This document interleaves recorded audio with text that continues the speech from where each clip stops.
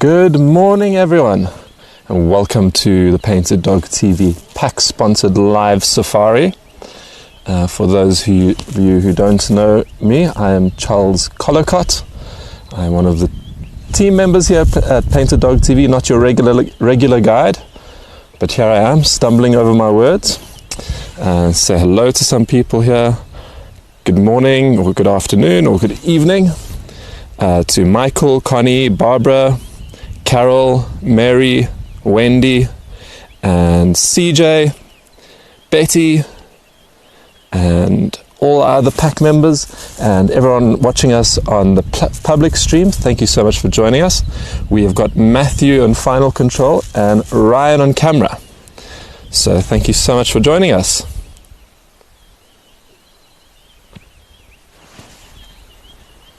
I can hear lions on the next door property, and I was really hoping to open with a shot of an owl. We had a beautiful owl silhouetted in the very early morning night sky, in the very early morning sky, but then it did not cooperate and flew off quite swiftly. Good morning, JP, Valma, and for those of you who have not been on a Charlie safari or know who I am often in the background. I am one of the background staff members here, doing everything on the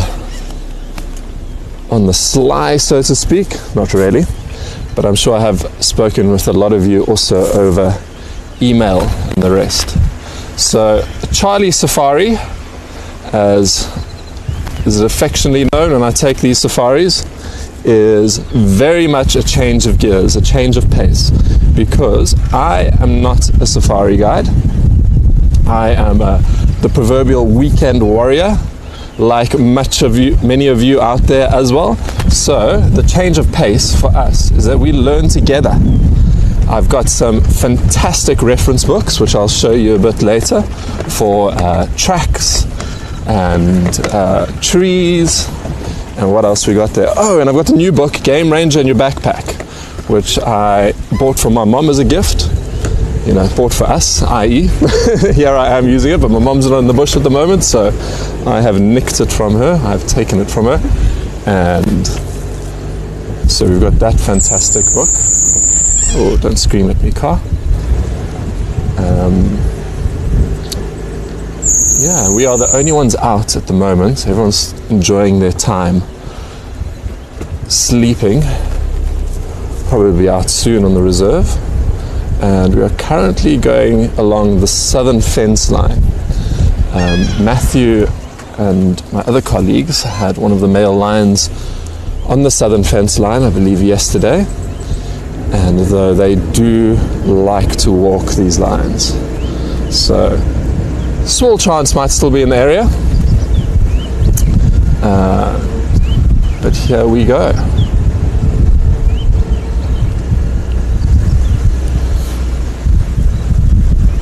Let me get to the chat.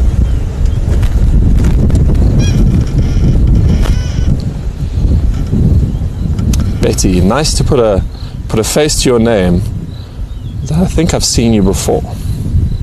Betty, you may have seen me before on yes, actually used to do the pack drives when those were private and not open to the public. I did a few of those, so you might have seen me there.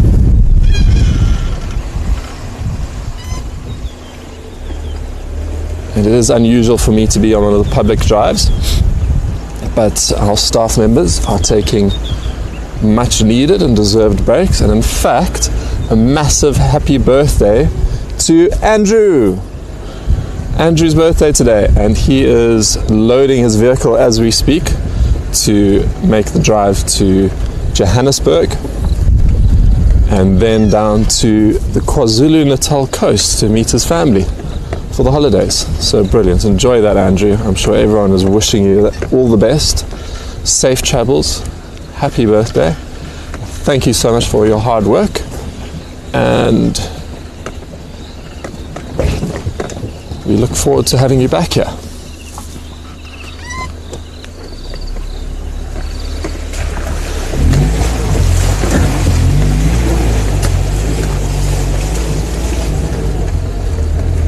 So we've had quite a lot of rain on the reserve of late. I don't know how much in millimeters, how we measure in South Africa, but a lot of the roads are actually very muddy, and we need to stay off of some of them just to not damage them. And if anyone's joining us for the first time, we are on the Rietspruit Private Game Reserve in South Africa. It is in the eastern part of South Africa, not far from the Kruger National Park. And there's about 6,000 hectares. I forget what that is in acres. If anyone can please help me in the chat, do a conversion from 6,000 hectares to acres. And we have the big four here. We've got all the big five except for buffalo for veterinary reasons and disease control. But for those who do follow us, and if you haven't seen it, we did a live streaming of introduction into the reserve of buffalo, and they are in a holding pen at the moment, so they've got to be there for some time while tests are run, and they just make absolutely certain that they are disease free and that they can be released into the reserve. So we are beyond what they call the red line between here and I guess the Kruger National Park and wild areas, where they don't want the diseases from the buffalo to reach the cattle. So the commercial farmers, and the diseases I believe are foot and mouth disease and TB, and there's probably some other diseases, but those are the ones I know of. So we've got to be very careful about that.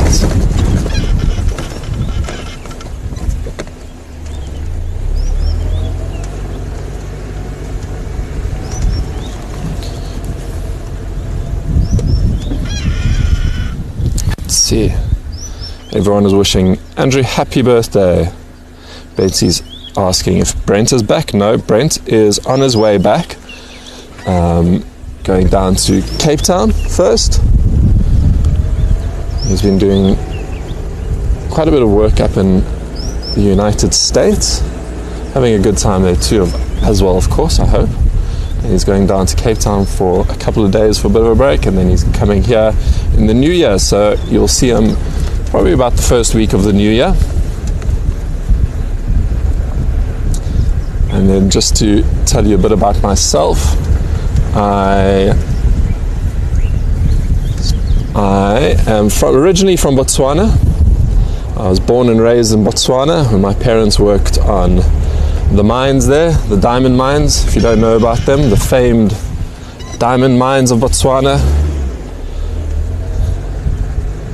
and the biggest diamond producers in the world. And very interesting story there with the diamonds in Botswana. Very good history, fortunately enough. I know some people, when they associate diamonds in Africa, it's not a good association, and I think that is justified in many places, but fortunately in Botswana it is an extremely positive story, the diamonds. Let's see, but we've got old Rhino tracks here, but they are underneath the tire tracks. There we go, some old ones. Let's carry on. And I know the camera has been stuck on my face a lot for the time being because it's quite dark out there, and that's why you need to come out here in person so you can have the full experience of a morning drive or an evening drive, where your eyes are a lot better adjusted to seeing at night than the camera is itself. And the camera, as privileged as we are to be able to stream this to you wherever you are in the world, there are some limitations, and trying to film at night or when the light isn't quite enough can be challenging, though we have the skilled cameraman of Painted Dog TV who know how to work the magic when needs be, and we have a sighting in the dark.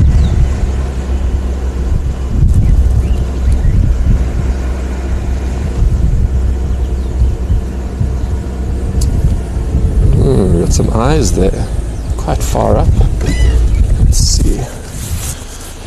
My bifocals, binoculars. What have we got? if it is, hold thumbs everyone for brown hyena, because I know this is the area it gets spotted, and I have not yet seen a brown hyena on this reserve. Okay, can I get a glimpse of you? Whatever you are. There's my torch on, yes. Oh, I can't see from as far. Okay. Need to get closer. Were you able to get it on camera there? Too dark. Yes, torch not quite reaching there, but the suspect is still ahead.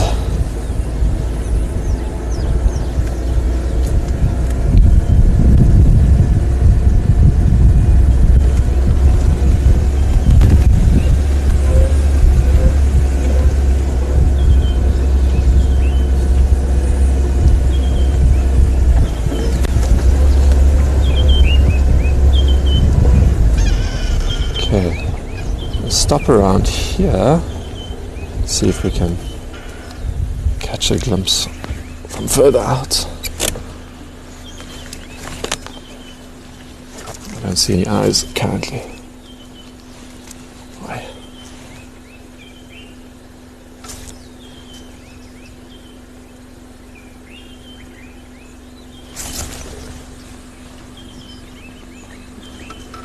Okay, let's roll on.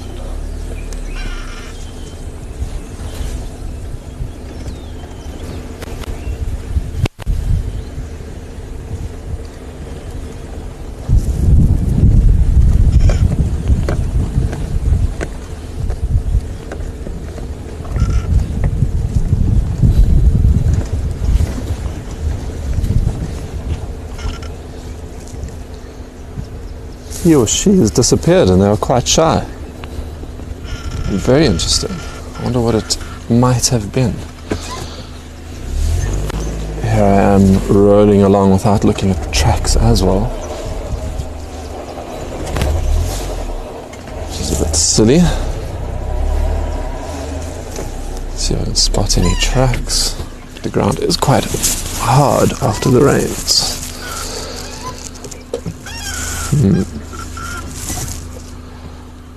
A bit bright on the camera there. We do have some antelope. Hold on. No.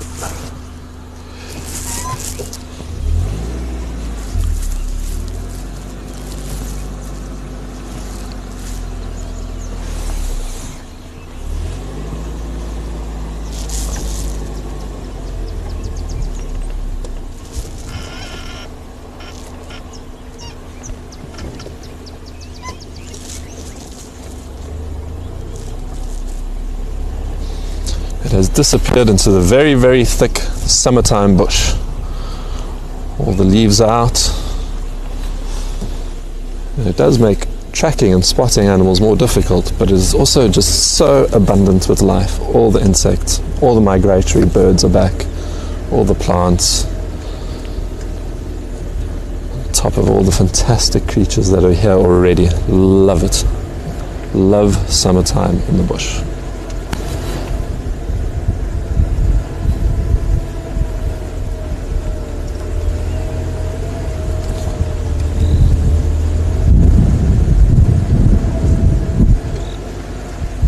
So I was telling those who don't know me, Charles, welcome if you've just joined us. You're wondering, who is this guy? Who is this imposter in the Painted Dog TV driver's seat? And the imposter is I, Charles, and I have spotted some hyena tracks, I think. Yes, I have. See how fresh they are or aren't.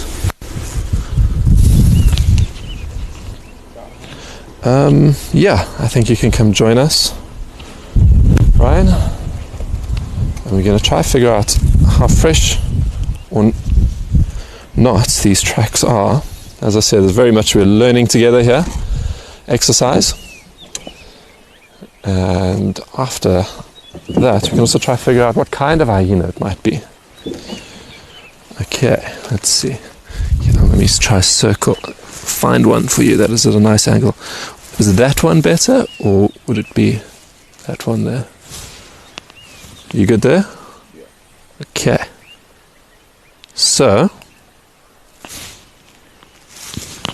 we've got a hyena track here. That much I know, because of from what I can tell, the bean-shaped toes and the almost lopsided heart-shaped back pad. And then, how fresh is it? It looks quite fresh. Very sharp on the edges of the ridges of the track, which to me, as the weekend warrior, would say it is still quite fresh. And there is a bit of wind around, so I think we might have seen a hyena going off into the bushes earlier. I think this might be the culprit.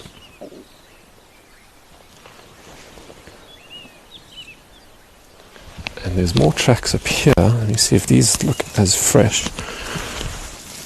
They do look quite fresh. And now, for those of you who saw it, let's see if we can figure out what kind of hyena. Because if it is the brown hyena, that would be very exciting. But if it is not, if it is the good old spotted,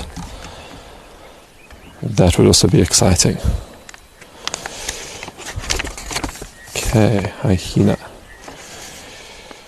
Hyena, page 95 and 91. Brown hyena, page 95. And I'm going to show you all my tracking book, which has been in our family for longer than I have. Okay, brown hyena. Alright. So, here we've got the brown hyena. Actual size.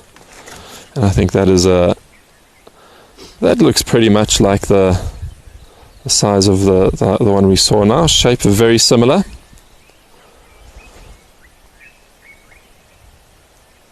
It's quite interesting, and you see this map at the bottom right here. It shows that the distribution is not here, but it is here.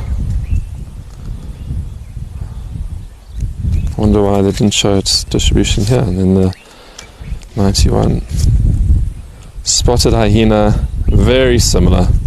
Here's the spotted hyena, actual spur meaning track in Afrikaans, 11 centimeters long. What's that? Just over 3 inches, I guess. And the other one is the actual size. Bigger. I do think that one is bigger. I'm going to guess brown hyena. So you know what? We're going to roll to the top of this hill and roll down again. And Signs of the Wild. That's the book by Mr. Clive Walker. Clive Walker on the back here. He is the founder of the Endangered Wildlife Trust. So he studied art in Johannesburg at the Johannesburg Art School and at St. Martin's School of Fine Art in London.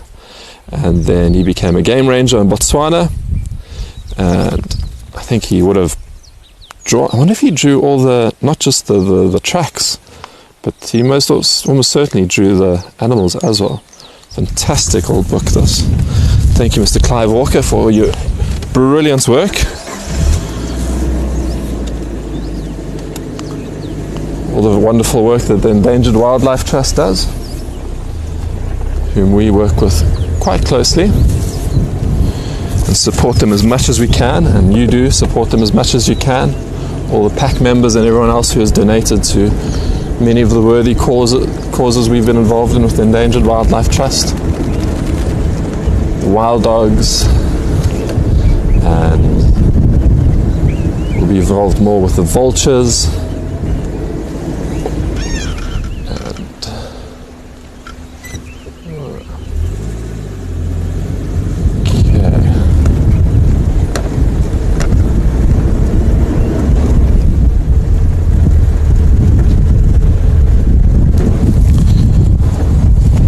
Where did I put my phone now?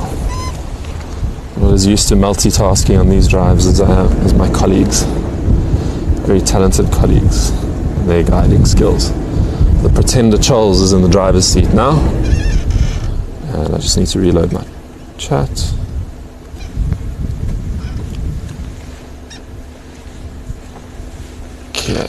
Let's go back. See if we perhaps might get lucky with a glimpse of whomever was there.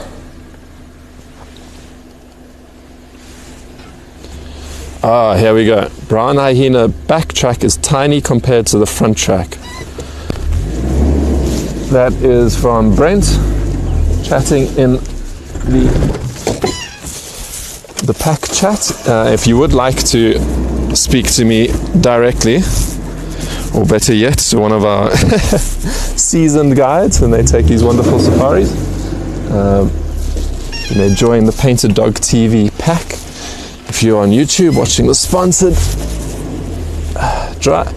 link, sponsored YouTube feed, it is in the description of the YouTube video. You'll find a link there to Patreon, who make it very easy for all of us involved to sign up to become a Painted Dog pack member, and you may cancel anytime you want if it's not for you, so don't worry, there's no long-term commitments.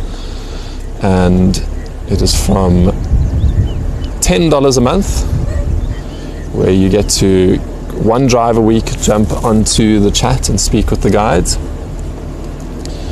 and then also on our regular The pack gives back live virtual conservation broadcasts, where we go out to the people from EWT and Endangered Wildlife Trust and Elephants Alive, all these brilliant organizations doing so much fantastic work, which you guys have done so much to support as well. Such important work on the ground for conservation, and we broadcast those live. As far as we are aware, we are the only people who do that in the world. Major conservation operations being streamed live, where you get to interact. Pack members get to ask the guide questions, who relays them to a crack team on the ground of conservationists, veterinary scientists, and other people on the ground, even the movers, if you will. You get such fantastic, huge projects like moving elephants, which requires, as you can imagine, a highly skilled team of people to move an elephant, or better yet, a herd of elephants. Okay, so while we look, keep our eyes peeled for this brown or whatever it was, I'm also looking for those tracks to see if there was a massive difference in the size of the front and back tracks. I hope I haven't killed them all with my car. Killed all the tracks.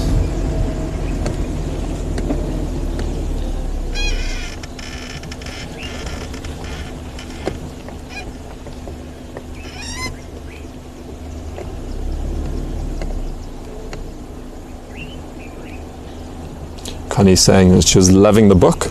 We'll look for it. Signs of the Wild by Clive Walker. Very, very old book. I hope they're still in circulation.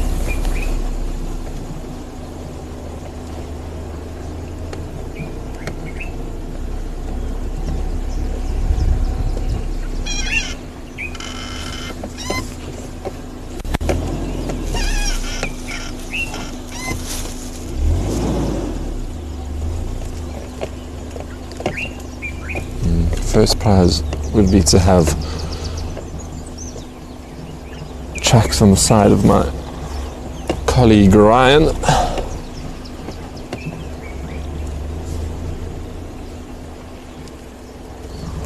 Okay, we'll get out and take a walk and look for these tracks.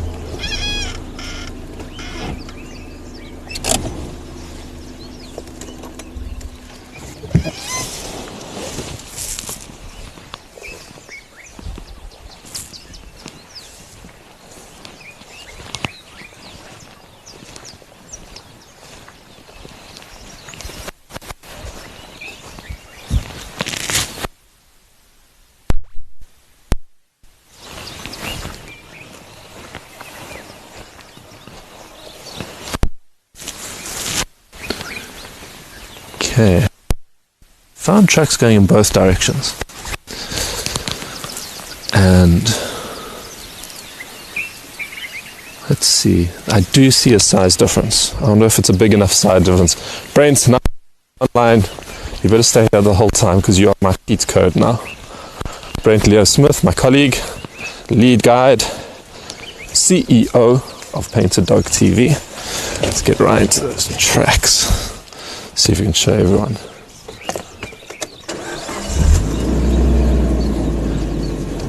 Brent has been in the bush, analysing the bush effectively his entire life. I'm sure his dad has been quizzing him hard from as soon as he could talk.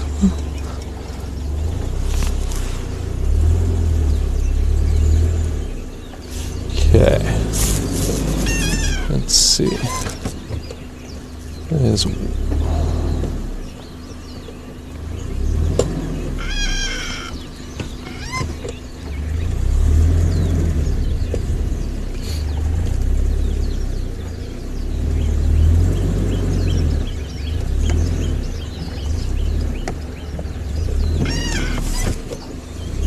okay.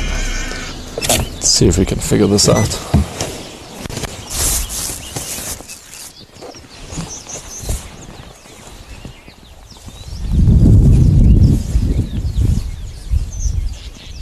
Connie O'Neill says the book is still available for those who are interested. Just Googled it. Thank you, Connie, very much for checking that. So, okay. Let's see if we can find. So here we've got two tracks right next to each other, and here's one on the right, just overlaid one on the left. How clear is that to you there, Ryan? You can kind of see it. Okay. Yeah, it is in the tire tracks. It is a little hard. Could be clearer ones there. I know the trained eye of Mr. Brent Leo Smith can almost certainly see those.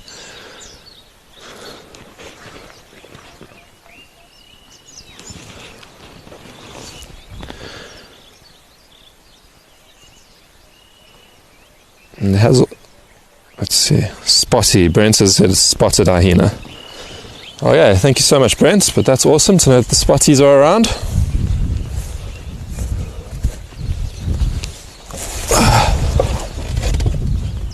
Okay, so we're going to do a U-turn and then carry on. Beautiful morning out here on the Rietspruit. You can maybe see if you can show them the moon. Pan up from the beautiful view of the bushes up to the moon.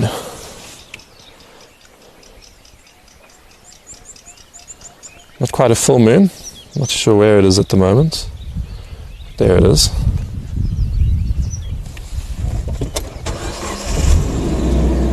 As I was driving in this morning, I felt very nostalgic because what happened to pop up on my playlist was a song by a South African group.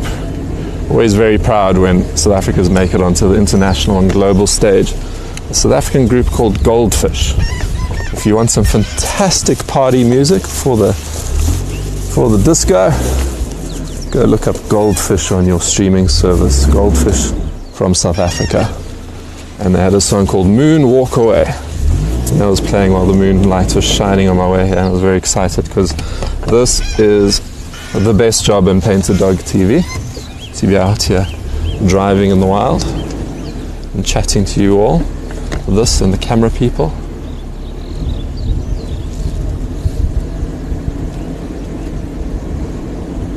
Get to spend all their time in the bush.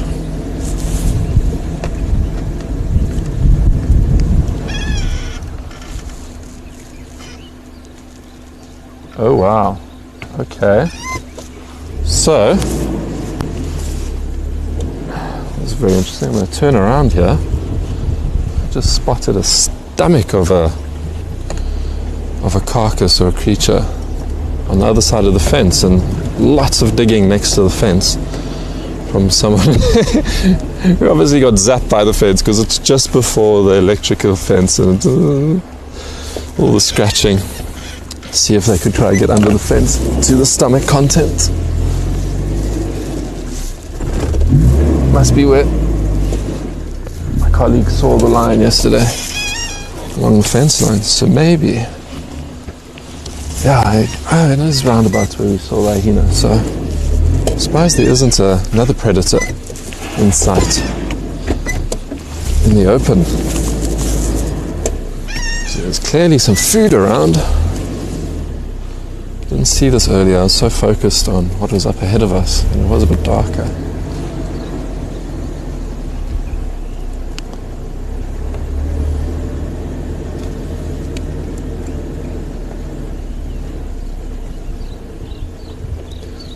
Here we go.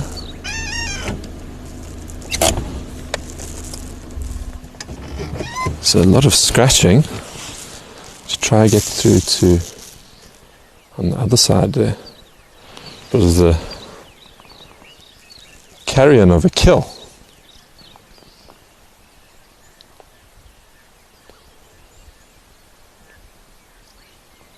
Not too sure what that is. Something from the inside of an animal. And then to the right, I know that is definitely a stomach, but that being said, many of the herbivores have got two stomachs. They might be both stomachs. And then if you look to the left of it, you see it's darker there. That looks like blood. There's all blood on the floor. And on our side of the fence, a lot of digging, scraping in the sand there to try hopefully get through to the other side. You can see all the paw and claw marks in the soil just before the electric line, or just under it. So I'm almost certain we've got some culprits just in the bush here looking at us, hoping we move in fact from their efforts to try get to the other side of this fence.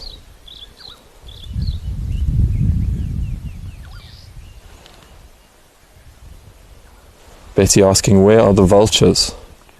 Not here just yet. No vultures just yet. I don't see any.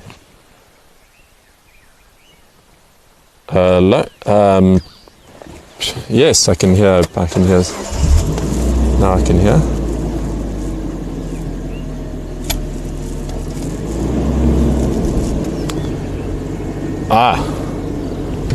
My cheat code on the other side.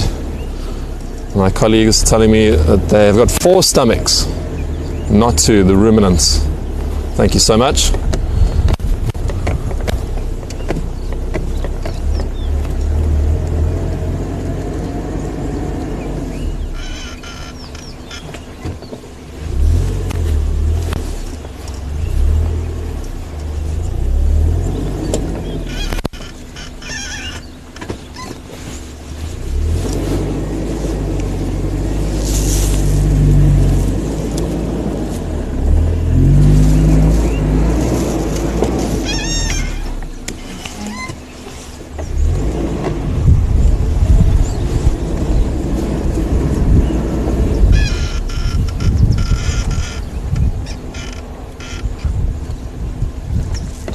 If we look to our left,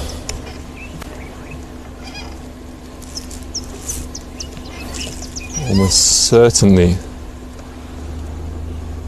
some predators lurking there,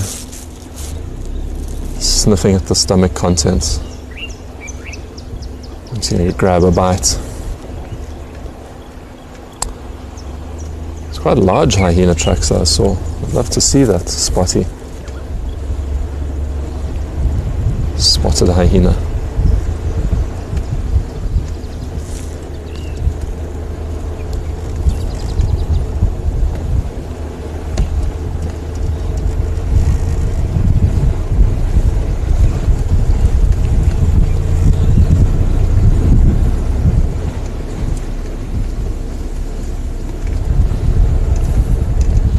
Betty was asking, where are the vultures? That is a good question. I'm not 100% sure if vultures what time they go out. Do they need to catch the heat thermals to get high up enough in the sky so they can spot the food on the ground? So if we can look that up together, that would be fantastic. Do vultures feed at night or early in the morning, dawn and dusk times?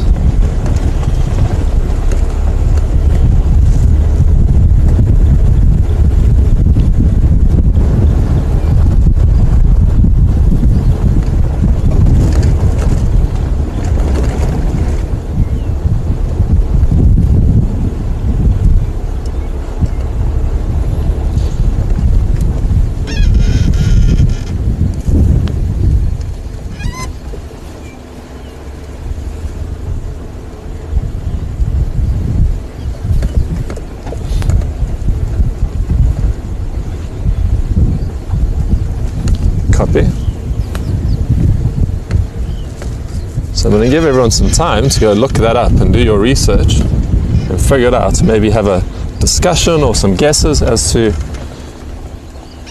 if vultures do feed at night, and even what kind of vultures might do that.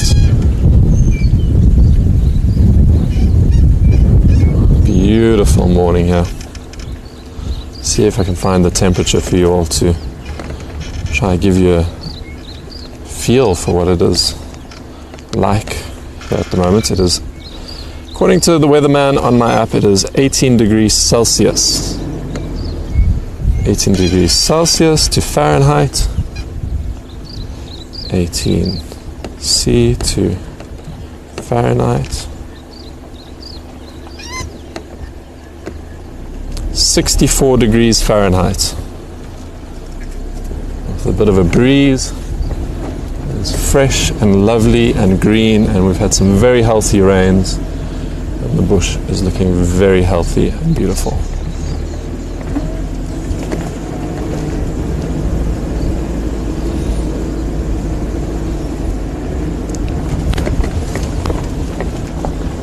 Let's see if any of the pack members are having a guess at the vulture question.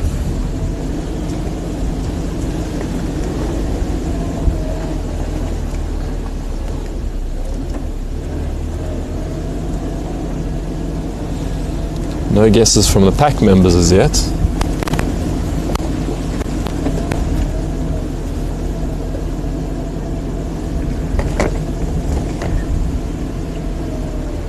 Do vultures feed at night?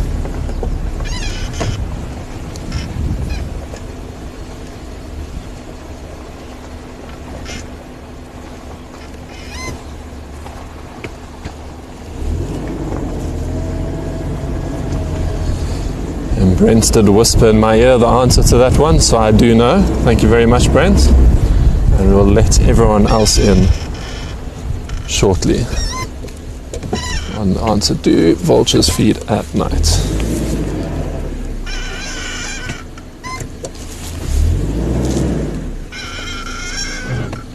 Got some more, I believe, hyena tracks here. I think it's hyena.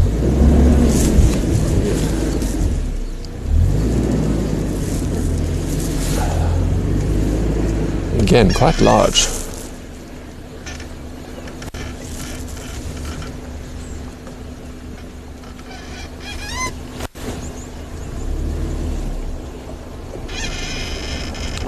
Carol asking if some of the roads are still closed after the rain. I believe that some of the roads are closed after the rain, especially the two tracks, the very underutilized roads, or less used.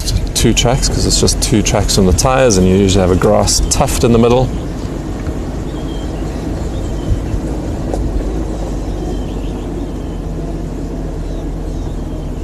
Barbara Simpkins saying the sun warms the ground. Carol, I think they do not feed at night.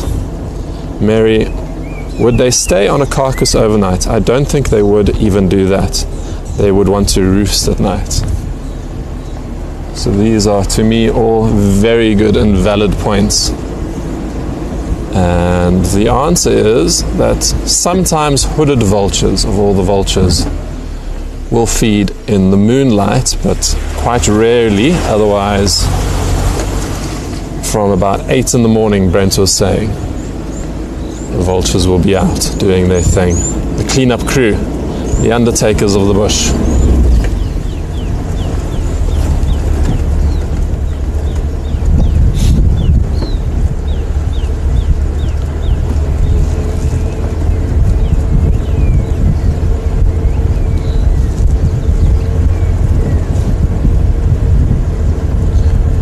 We're going to slowly move on to towards the wild dog boma.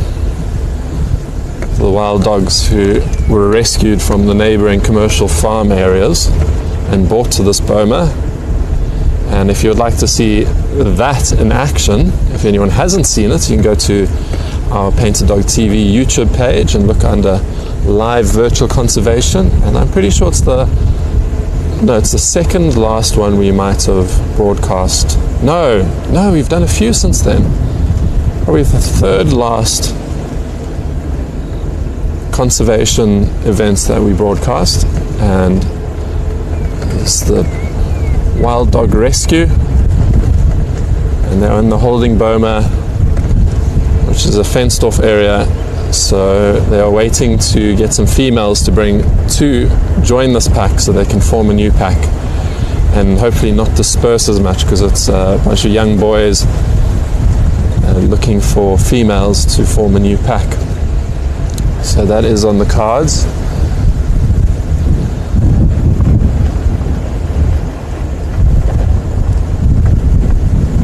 And then they will release them, and they won't be so prone to covering such vast distances to find a new pack. Because the Endangered Wildlife Trust, and in particular Grant Beverley at the Endangered Wildlife Trust, have done such great work at growing the numbers in the Kruger and Greater Kruger National Park of the wild dogs, second most endangered carnivore in Africa, that you have dogs like these ones who went far and wide to try form a new pack, and sometimes into commercial farm areas where they have livestock, etc. And in high risk of snares when they go outside protected areas. Unfortunately, sometimes in the protected areas too, wire snares, they catch the dogs as a byproduct of people trying to catch bush meat to either trade or sometimes for sustenance as well. And they're indiscriminate, the wire snares, catching whomever might walk through their path. Perpetual battle of rescuing animals from these snares. And a couple of those dogs were caught in the snares, and one almost fortunately had to have its leg amputated because it was able to get to brilliant veterinaries at ProTrack who operate in this area, along with a few other brilliant vets such as Wildscapes, whom we also work with. And a successful amputation of the dog's leg, and it is healthy and mobile. And from what I hear, there are numerous stories of dogs living full lives with just one leg out in the wild.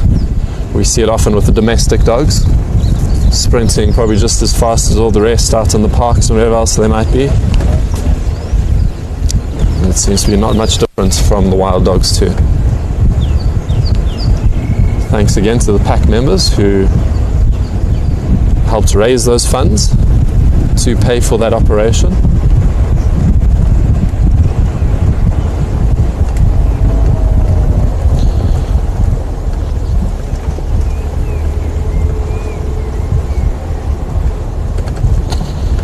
Mary saying that the conservation events have been incredible. Thank you so much, Mary. Everyone agreeing with her. Thank you so much, guys. It does mean the world to us. It is our passion, and the fact that you allow us to go out here and live our passion is something we will never take for granted. Thank you so much. Michael Fleetwood with a question. Charles, what are you hoping Painted Dog TV achieves in the new year, without having to give away too much away about anything that may be on the horizon? Oh, fantastic question, Michael. What do we hope to achieve in the new year? Michael, I think more of the same. More of the same, more conservation, helping the real heroes on the ground do their thing. Covering more of that, teaching people more about the challenges on the ground and the hope. Oh, brilliant. We've got what is that? There we go. We've got a raptor sitting on, I think it's a power line. Electrical wires. Let's see what we got there. It is a goshawk. Ah, there we go. I ruined it for people. I was supposed to do the whole guessing game. But I don't know what kind it is. So if we can try to figure that out together, that would be fantastic. I'm going to get my app out. And Michael, I will get back to your question because that is a fantastic one.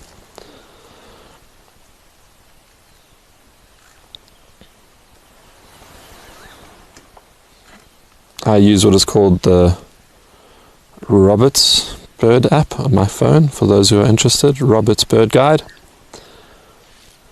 If I'm not mistaken, it is for Southern Africa. It's a very, very good one.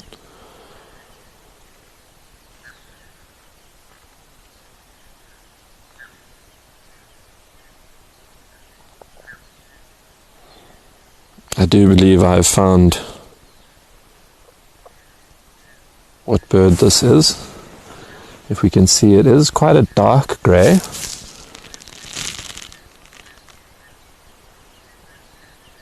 And it will be my best guess, because I've seen even some funny times when it isn't perfectly clear, some hardcore birders get thrown off. There'll be big arguments. I know they can be very competitive, the birding fraternity.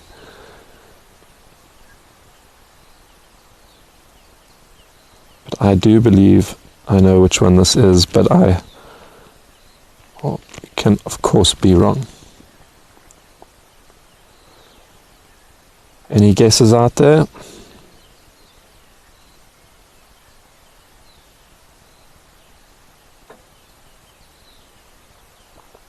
Betty's saying it is hard to see in this light. It is. It can throw you off completely.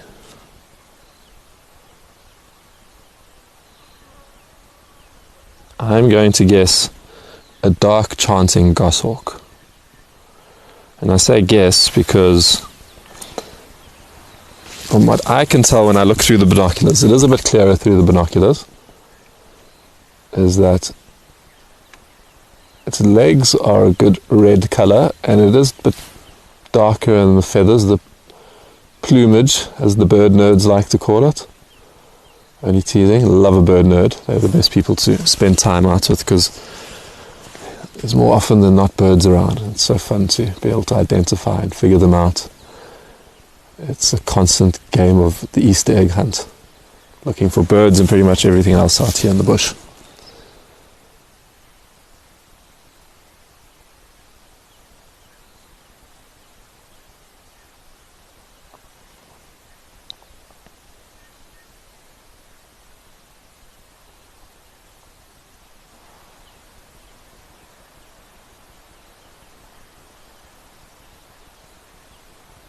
Carol is guessing either gabar or dark chanting goshawk.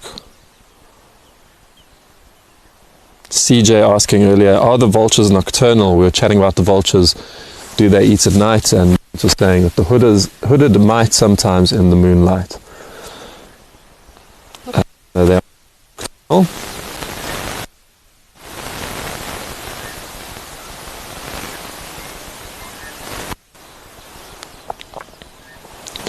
Brent confirms it is a dark chanting goshawk. Thank you so much. You can go now, Brent. Clearly I know my stuff. Just teasing. Hang around, please. Please hang around. I'm just going to go a bit forward here. Right, let's see if we can get those mountains in this morning light. Oh my gosh, that is beautiful.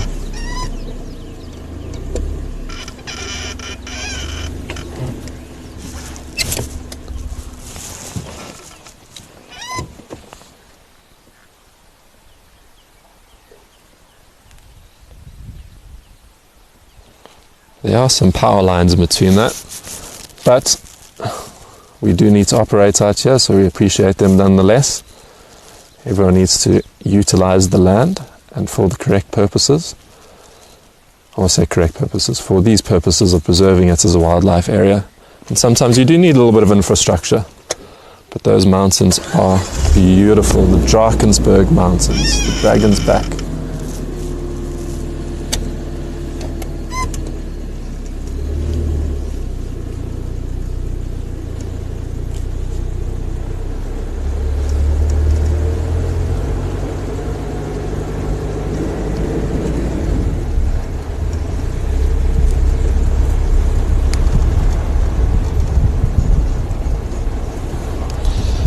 And for the pack members, if I miss any questions or anything, comments that you would like me to see. Oh, we got another one here. This one is in the morning light and he is being harassed by some other birds.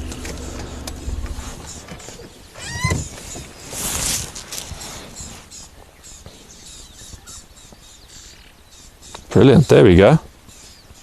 Beautiful. Nice and clear.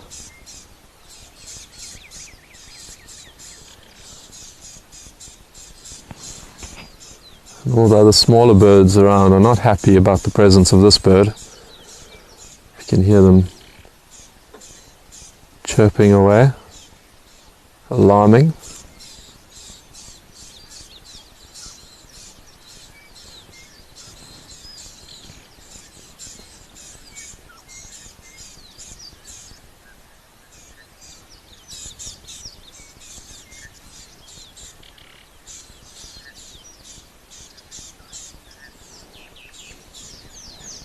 Fine lines and stripes in his front plumage. You can see those in the dark tip at the edge of the beak,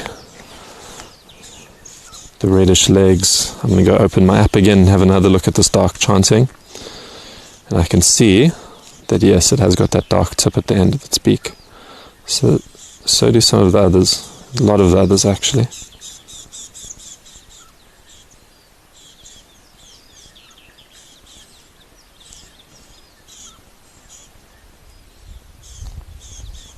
As do they have the striped plumage on the front.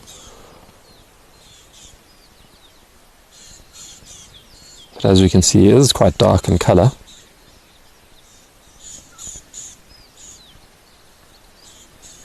Beautiful bird.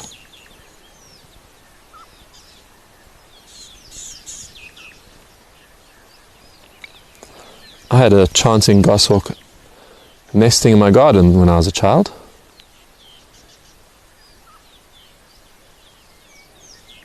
Terrorizing the cats. I thought it was the funniest thing. Always swooping at the cats. They'd scurry along, across the garden as quick as they could because they knew the goshawk.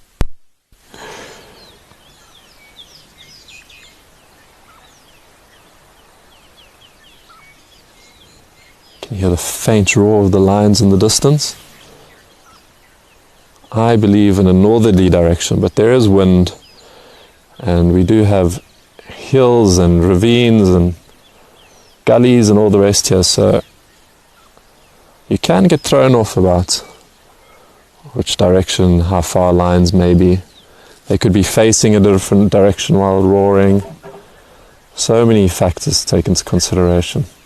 I used to think I was very confident about pinpointing where a lion was, until you spend more and more time out in the bush and you get thrown off quite regularly.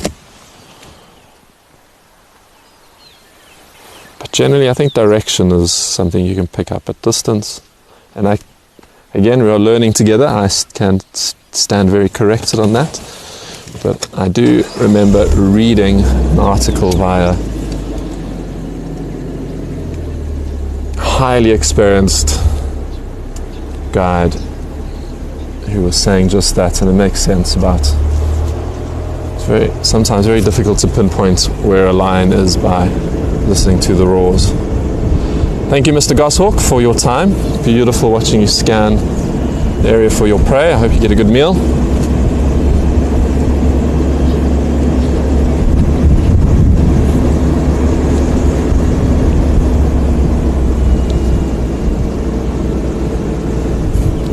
Michael, I haven't forgotten about your question about Painted Dog TV's plans for the year, without giving away too much.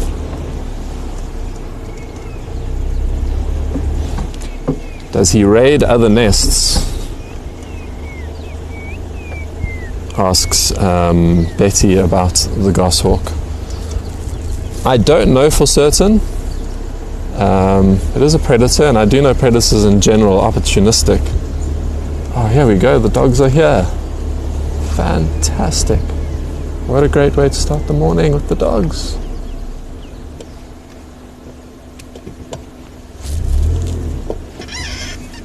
And it is the dog that was amputated. Had its leg amputated. That we're talking about, the front right, which Brent affectionately calls Eileen. Eileen to the right a bit. Looking for scraps, I'm guessing, from yesterday's feeding session.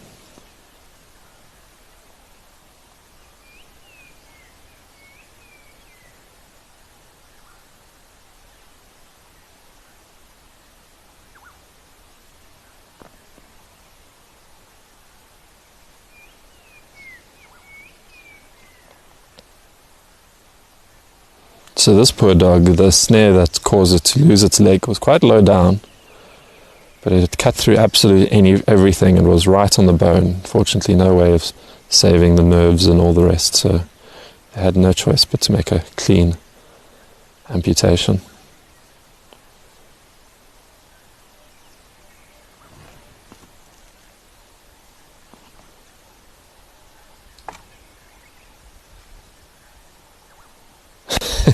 Looks like he's struggling a bit from such a full belly. Maybe a bit stiff in the morning, I don't know. Oh, beautiful.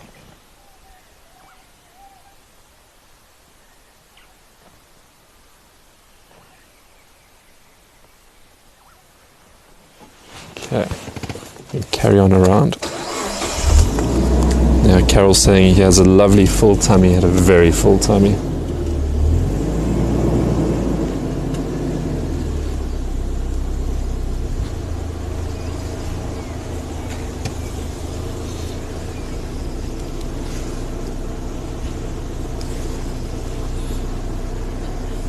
Well, it is more difficult to see the animals in the thick summer bush.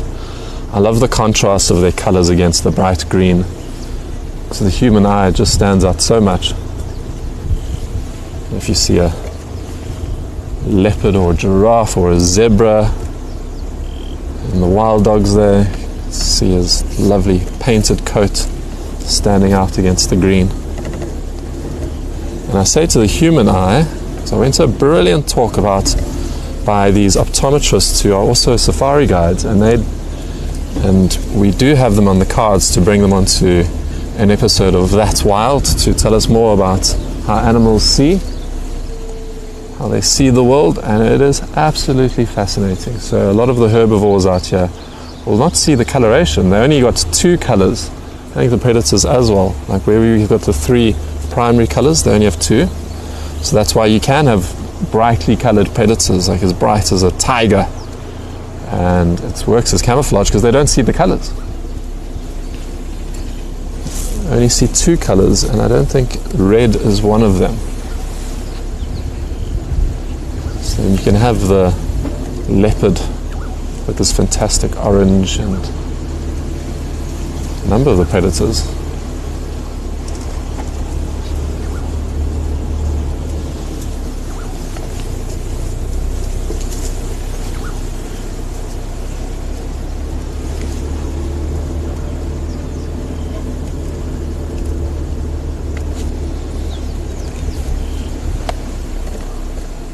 Okay, I think Brent is giving me some information on the charting goshawk. He's saying they like to chase down other flying birds. Doves and francolins are their favorite.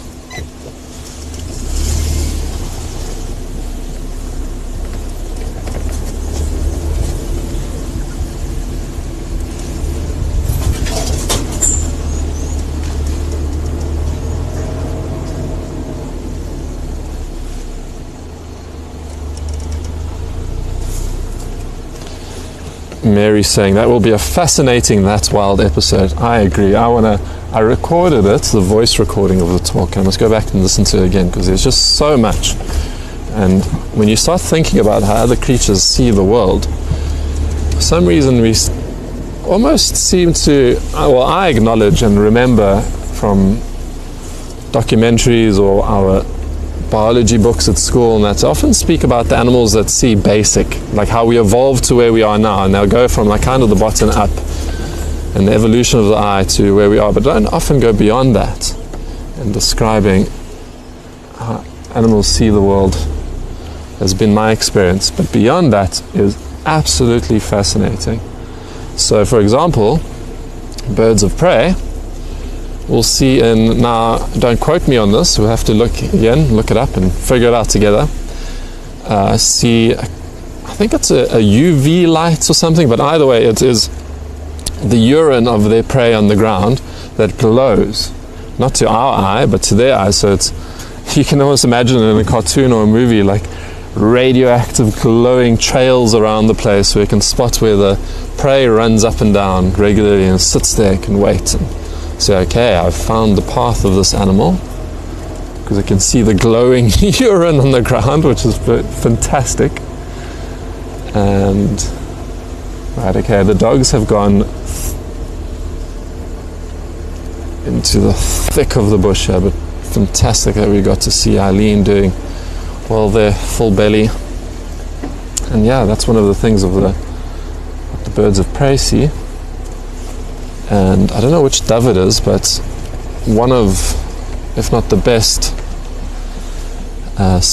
widest spectrum of color seen by any creature is a dove. Believe it or not, a dove sees more colors than anyone else, according to these optometrist guides.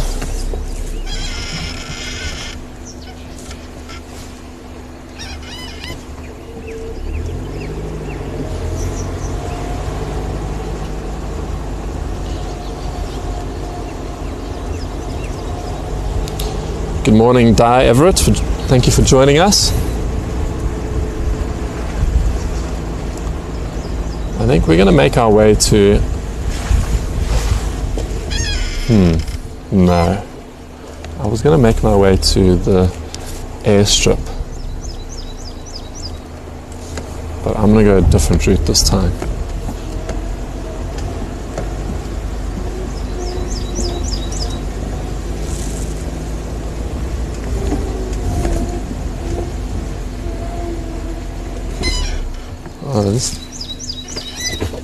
Show them this tree over here, if you don't mind, growing up the side of the termite hill. That is a shepherd's tree, absolutely beautiful, characterful tree out here in the bush. You can't help but notice how almost artistic they look. You can imagine painters having a great time with that tree.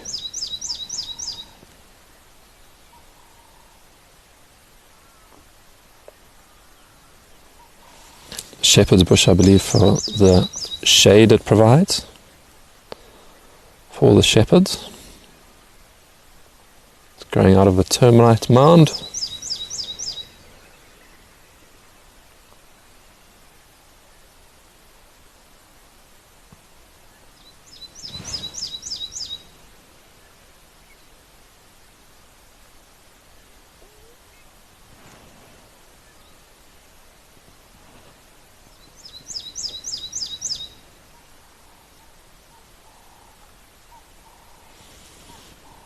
What a stunning tree. Okay, changing plans again, because I've heard those lines again, and it sounds like they might actually... Oh, no, I don't think they are on the airstrip. They could be, but they are in that direction, so let's go there.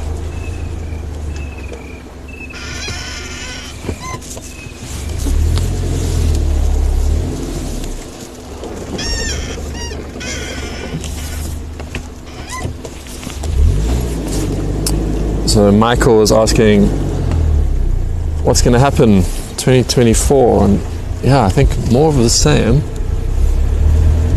And with any luck, hopefully we can bolster our team, because everyone is working to the bone all the time.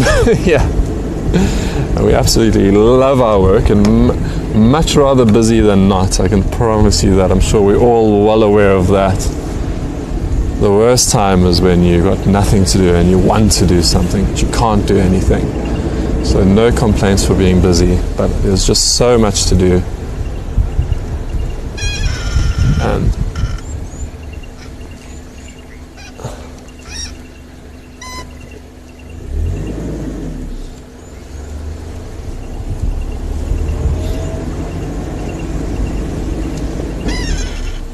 oh, it's gone.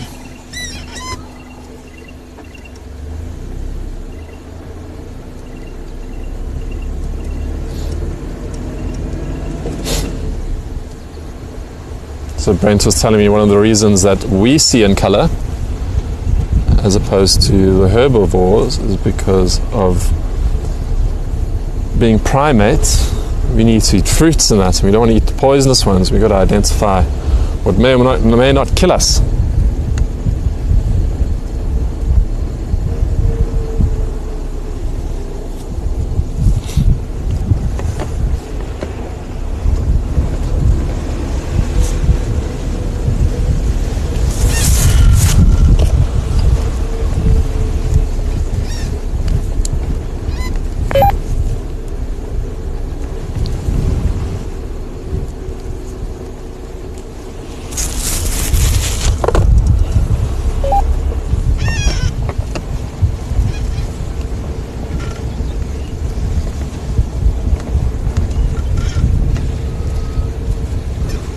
I think, Michael, what a big difference this year, but something we have been working on for a long time, is we'd really like to get a feature-length documentary out.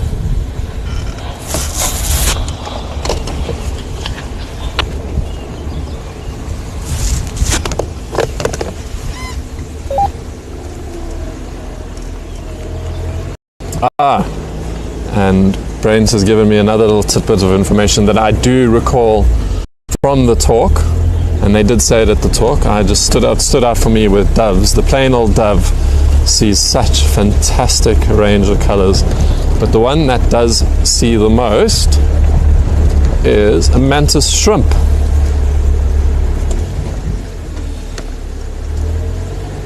It's down in the sea.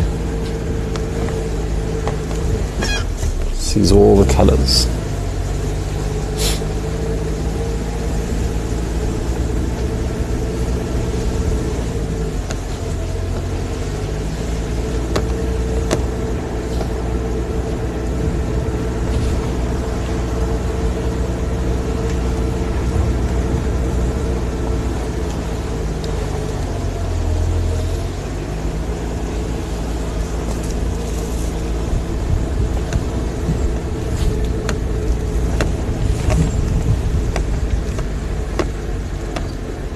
Okay, Ryan, you're having a good look behind us there, hey? No lions out in the open. That's where they were eaters. They were here yesterday, were they? They moved as well. Okay.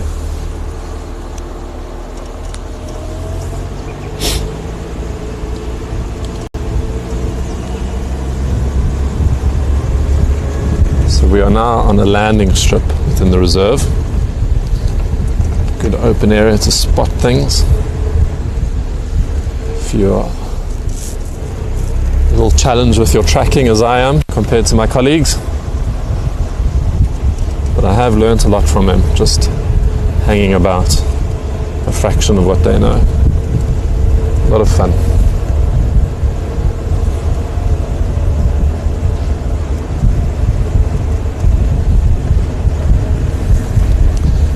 So this year, coming 2024, we'd love to put out a feature-length documentary. We have got a couple in the pipeline, and I think those do definitely need to come to fruition.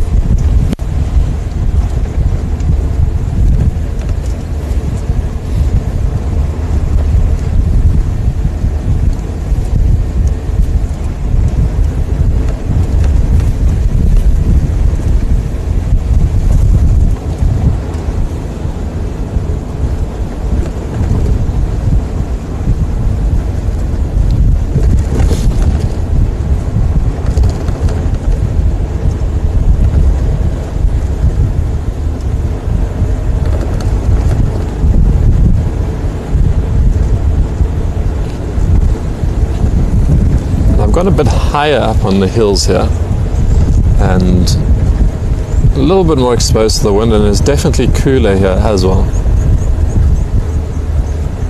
It's not always the case. Often you go into the dips and it's warmer, but up here today, go into the dips and it's cooler, but today I think exposed to a bit more wind, it is cooler up here.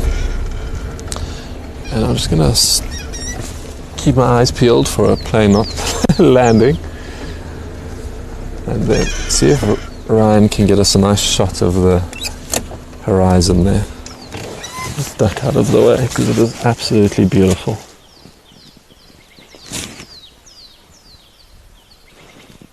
The hazy slopes and the different distance and the tree lines.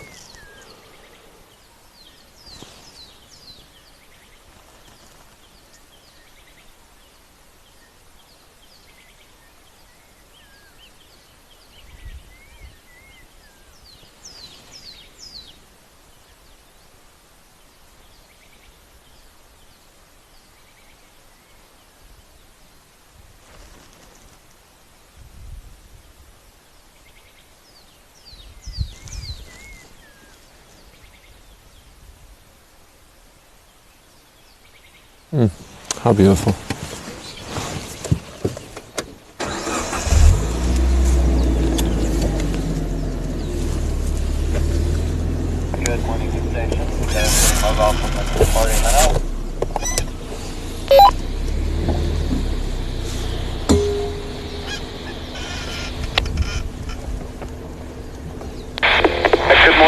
Lowveld stations on Blowbank. I think Kevin's following up reports of males in the river north of Prince Crossing. No sightings up that way. Good morning, copy that, thank you.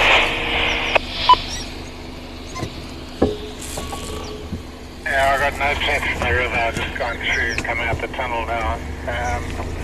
But the last I actually heard them was in the Trim Crossings area. It could be Blowbank side, although I couldn't find any tracks there either. There were lots of baboons shouting, but given where they were last night, I suspect they might have a carcass somewhere in that area, over huts and so on, but not there at the moment. Valma was asking, any idea how many brown hyenas are in the area? Honestly, I don't know. And I don't know. It's quite a difficult one to answer. But they are a very rare sighting in this part of the world. So the fact that we have seen one a few times around is very lucky. They don't hang around in clans like their spotted cousins. So definitely less than they are spotted hyenas, and I imagine a lot less, because the spotted hyena sighting is fairly common, and brown and not.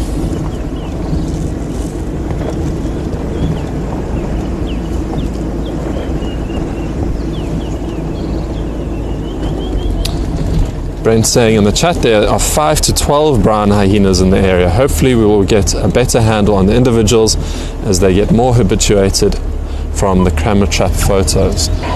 Fantastic, thank you Brent. So some people doing hard work and analysing camera traps and all the rest to identify these individuals, or spot the hyenas.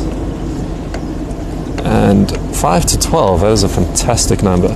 But you see how difficult it is. That's 5 to 12, that is a very big range. I imagine because they are so elusive in the rest.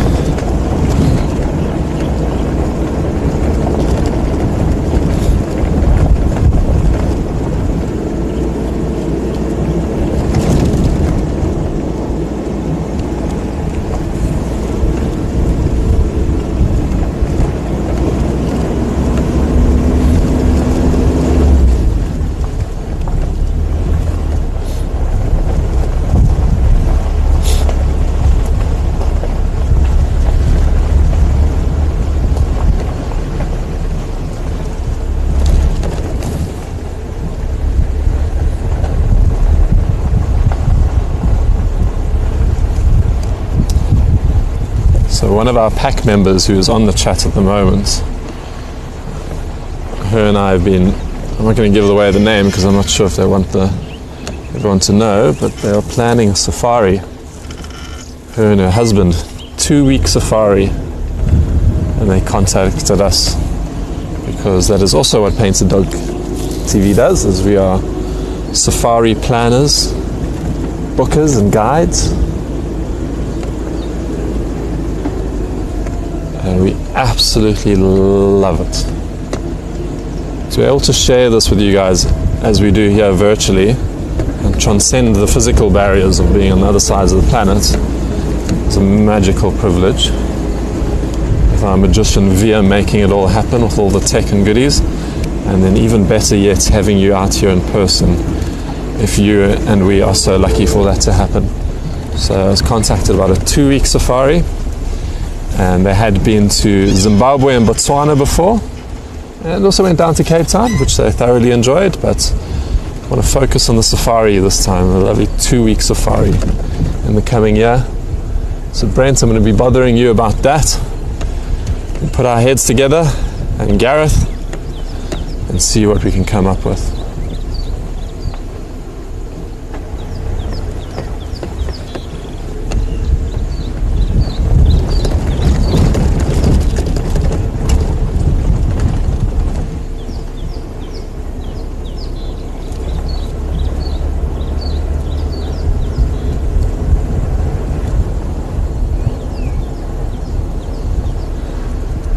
Sorry, Brent, I didn't quite hear that.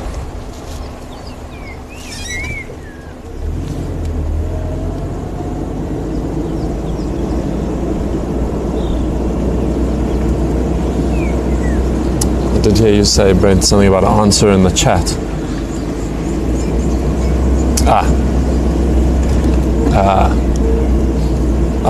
There we go. Brent's correcting me there. Thank you so much. That's brown hyenas do live in clans, but they forage more solitarily. Thank you very, very much for the information. And that's why everyone listening, double check me all the time, because I would also appreciate us learning together. It is a lot of fun. It's like, let me see if I can catch them out, because I think we're all on the same page. We all love the bush. And we do enjoy going out with the guide because they can tell us all. But it is fun to learn by yourself and challenge yourself as well, to get out the book. And that's the best way to learn as well, because it really entrenches it in your mind when you try to have a go at it first. That's why at school, as much as I wish the teachers would just stand up and give you the answers when I was younger, they do not. You have to go out and really ingrain it into your memory.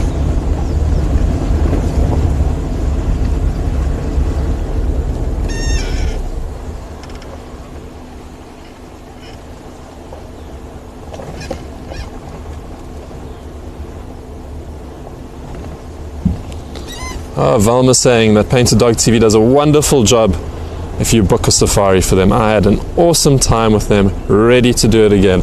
Valma, it was an absolute blast having you here. And I mean, you came for a bush braai or bush barbecue as well with the crew. So you can also do that, folks. You can come and say hi to the crew, see our operations behind the scenes.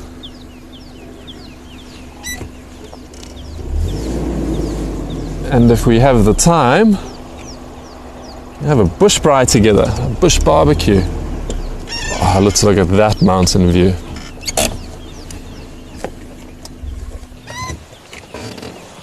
Oh, Valma had some hilarious stories. They aren't for for the public to hear, but it was so, it had my stomach sore with laughter. It was so brilliant. Her and her travel partner, the things they got up to.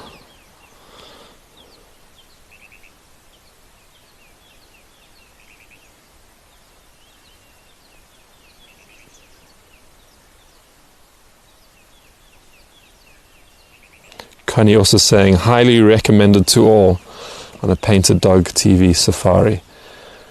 Thank you so much, Connie, who's also joined us out here on safari. And Barbara as well. Barbara, PDTV Safari was excellent. Recommended highly.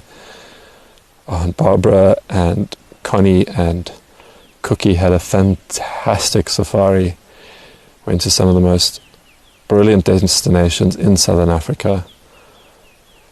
Here in South Africa, they started off in Cape Town. Good place to start if you'd like.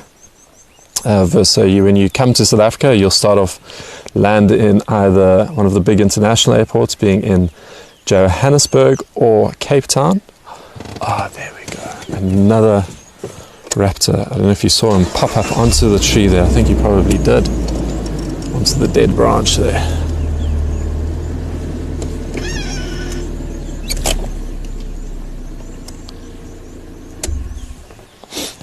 And they started off in Cape Town, went down to Boulders Beach to see the penguins, and just enjoyed Cape Town's beautiful, beautiful city.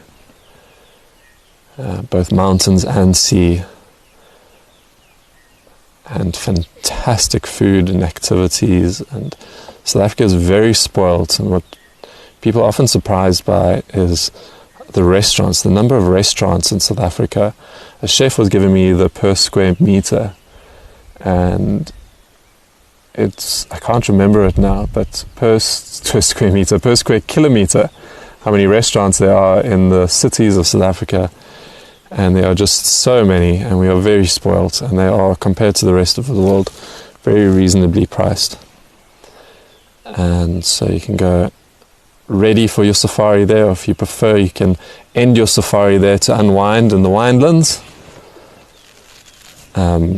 So they started there, and they went from there up to here to the Rietspruit Game Reserve. Stayed at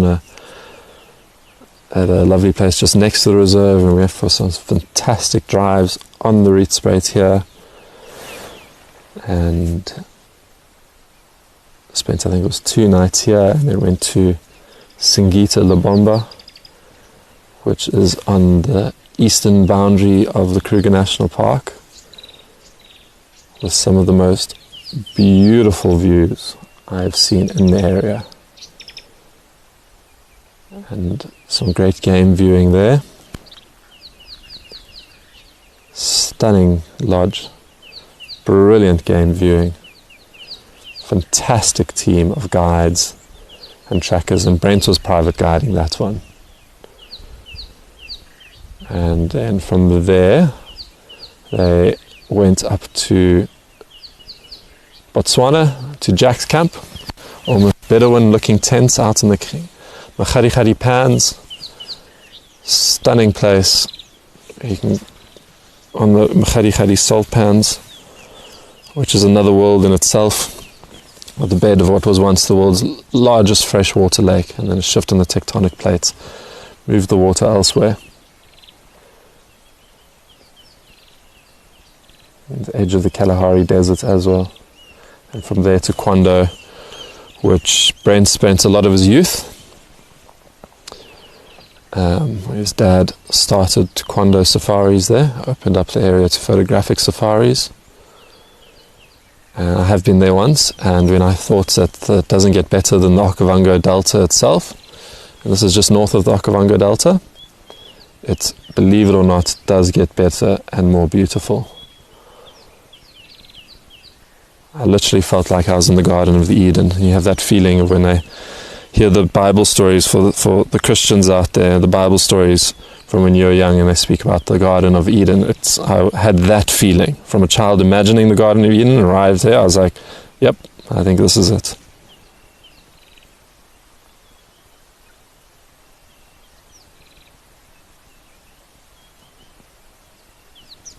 CJ saying it looks fake. Well, it looks fake. The bird has been popped up there. It's a motorized stuffed bird just sitting there.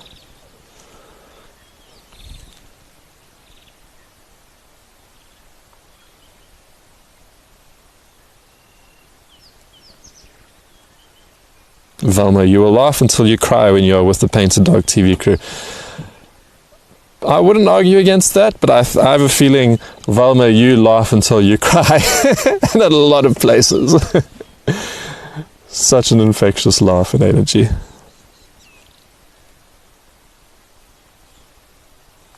Connie saying that they had a dreamy sleep out under the stars on the salt pan at Jack's camp. Absolute heaven. Oof, and the stars out there, because you are in a real true wilderness. Botswana, as it is, has very little development, even in the urban areas. Quite small. So when you go out to the real wild there, the stars are just blow your mind. And Connie agrees, Kwando in Botswana is the most magical place.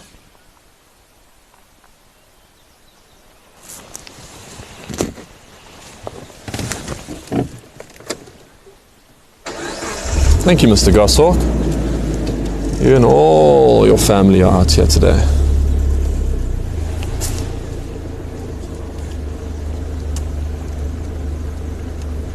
For the birds of the morning.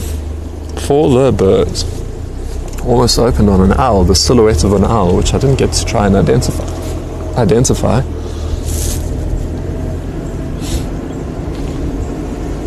CJ might have been saying that the mountain range looks fake. Because it's just so picturesque. Something from a postcard.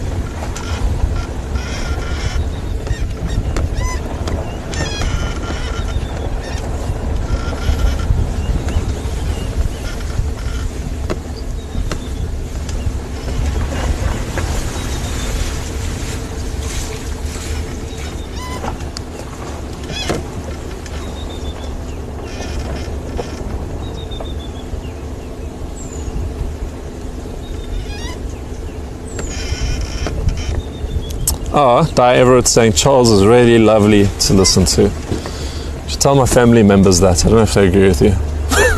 Charles, keep quiet. Stop talking.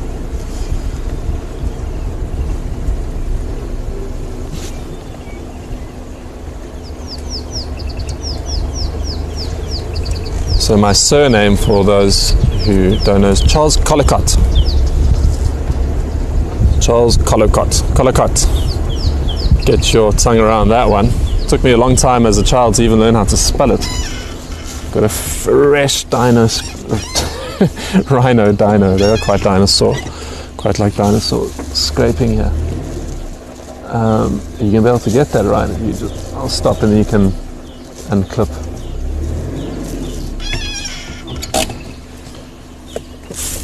Fresh dung scraping. I'm guessing after the rains, and we can look it up together. I do remember my colleague Andrew saying that after the rains, rhinos going around because they need to remark their territory. I think they do it quite constantly, but I do imagine that after the rains, things get washed away and they have to go do their patrols and freshen the scents and let everybody know this is my land.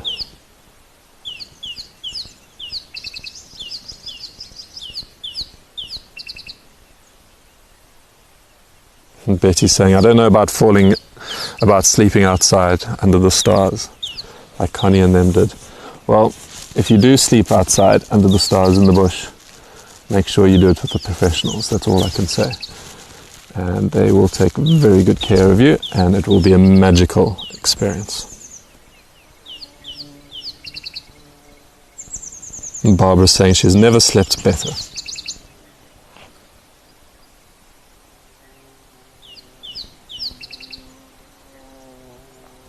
Michael asking, any idea where No Hope and her calf are at the moment? No Hope being one of the rhinos on the reserve. There's an organisation called Rhino Revolution who have introduced orphaned rhinos due to poaching, and they hand raised them for a while and then released them into the reserve. And one of the female ones was given the name No Hope because some people believed she was barren and could not have any calves, but alas she did, and I think she's had a few. So that was fantastic news. No, I don't know where No Hope and the calf are at the moment. It'd be fantastic if we can bump into them.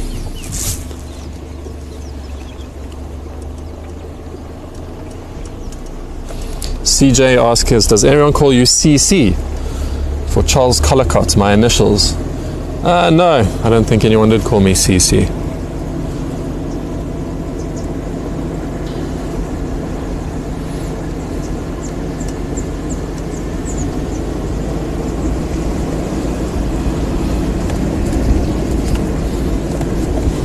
Teachers did call me Collicott a lot.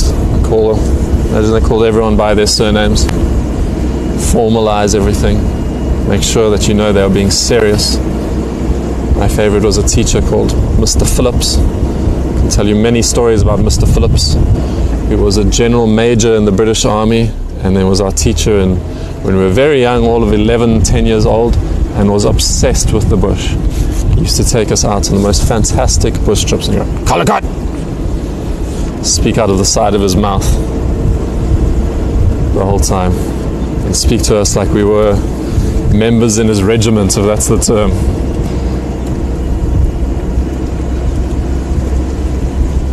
Quite a liberal school that we were at, and that, it wasn't an army school, but when Mr. Phillips was in charge of the morning assembly, everyone would have to stand at attention at first. You'd rock up and it was probably like 700 children all being noisy and rowdy, and he would not rest. He would be shouting at everyone, and he did not want to be shouted at by Mr. Phillips until everyone was in line and standing at attention. And then when everyone was at attention, then you'd at ease, and you stand at ease with your legs apart and then your hands behind your back, and that your stomach had to be in and your chest out. and he wouldn't start with the announcements, and everyone just wanted to get out of the cold. If it was in the winter, it was very cold in Botswana in the winter, or out of the heat in the summer. Quite extreme in the mornings, early mornings in Botswana. The differences between summer and winter, so you all have to stand at attention about it.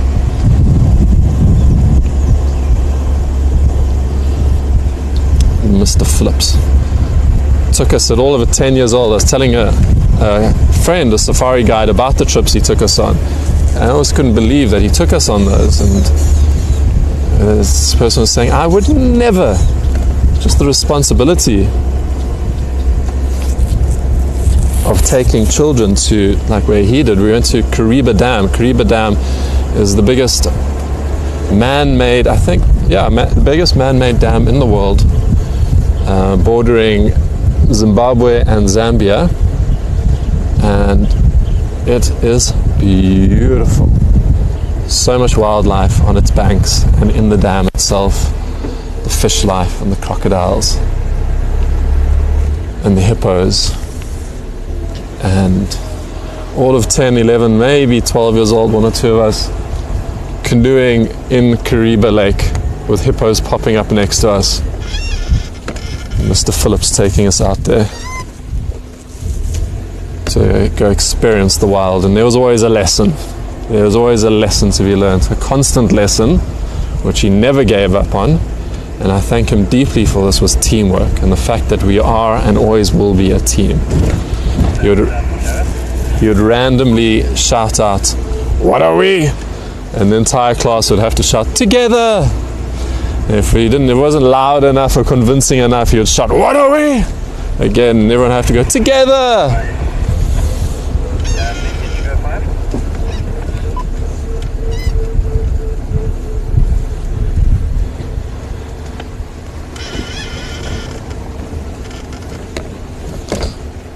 So whenever I hear someone say "Kalakot," and with a bit of gusto in their voice, I think of Mr. Phillips.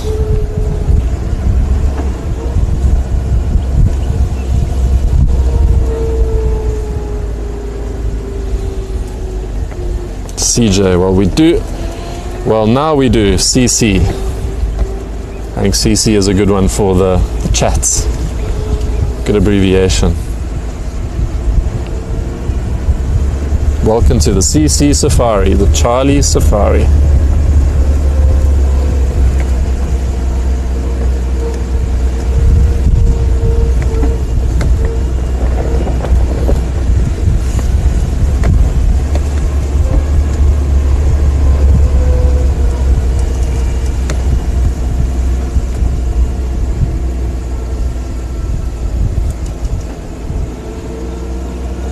We have to do a couple of tracks.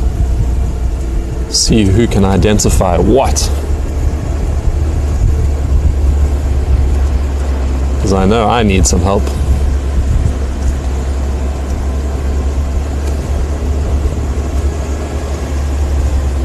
And it's brilliant the stories you can tell out of tracks. I don't know if Brent is still listening, but I remember walking with Brent, and he's walking along. I think I was just behind him and to the side or something. He looks to his side, and there's some fresh tracks there, and he has a good laugh and a chuckle, and he carries on walking. Well, I can't remember yet. I asked him if he told me immediately. He was like, and he was telling a story that gave him a good chuckle just from the tracks. It was kudu tracks. A kudu was standing in the riverbed, and he could tell from looking at the tracks that it got a hell of a fright from a warthog walking down the other end. So he just, from looking at the tracks, pictured this kudu jumping out of its skin from a warthog running down, those characterful creatures heading down the path, and this kudu like, "Oh my gosh, what is it?" And it runs away, and there's a warthog. So the stories you can tell, not just tracking and trying to find them, but I guess so much written in the sand. The morning newspaper, as it's affectionately called, known out here in the bush. The morning tracks when you go out and it's all fresh.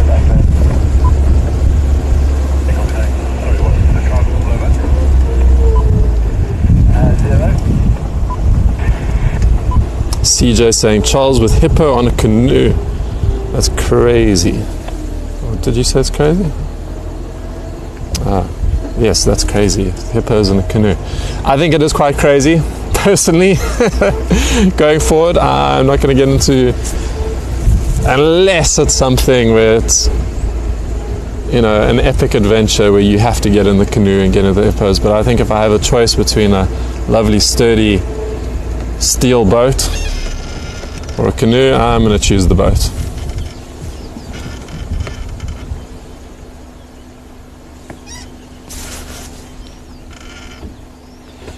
Jennifer Harding is asking, just curious, do the tracks of the injured male lion look different from his brothers, so you can tell when it's him?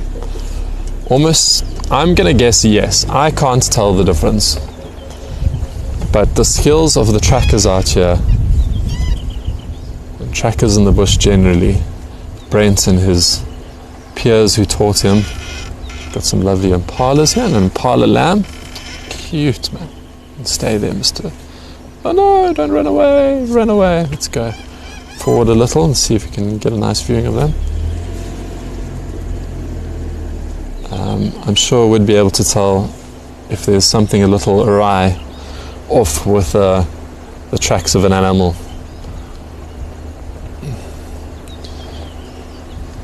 See if he or she might have an injury. Tell by looking at their tracks.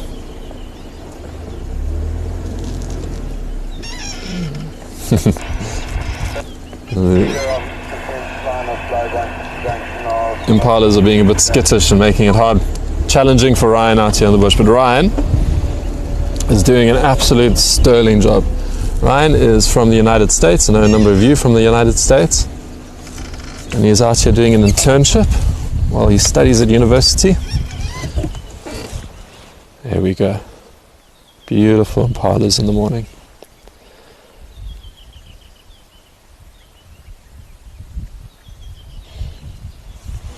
Fantastic opportunity to talk about one of my reference books here. I was reading up on the impalas in the Game Ranger in my backpack, which by Megan Emmett and Sean Patrick. And Megan Emmett, I know Brent is friendly with Megan, and it is an absolute brilliant book. And reading up on impalas on Game Ranger in my backpack. So, because impalas, according to the book, because impalas are generalists, meaning they both graze and browse, and that is part of the reason why they are so successful. But another thing that happens, because they browse and graze, they are in areas often where there's a lot of ticks and all the rest. So they are constantly grooming. And what people often comment on when you see an impala, even though they are so ubiquitous and out here in such grand numbers, is how beautiful they are, and how you hardly see one ever with a bit of an off coat or the rest. And they're just, because they are constantly grooming, and because they are on this borderline, if you will, of the grassy areas and the tree lines and where they both graze and browse. Lot of ticks in that area. I got the impression, if I remember correctly from the book, and you can please double check me on this, and if you haven't got that book, go drop us a note and we can organize that for you on the Painted Dog TV app. Send us a message so you can, a little lamb by itself. Go find the herd, little lamb. Oh no, it's with the family. There we go. See if we can get in there. There we go. Hello, little ones. And they are a bit nervy this morning because of the wind. Cute. So they're constantly grooming. They groom each other. I don't know if they groom each other, but I think they do. But a lot of grooming going on, and they've even adapted for special grooming. So the teeth, one of the layers of the teeth, I think it's one layer of teeth and not both, is a little loose, so it can act like a comb, and So between the teeth can really get in there and like open up and splay a tiny bit to get into the fur and scrape out whatever nasties might be in the fur, the ticks and all the rest. So their teeth are adapted for grooming, and that's why they always look so beautiful. So clean, and we've got a lovely little water hole here.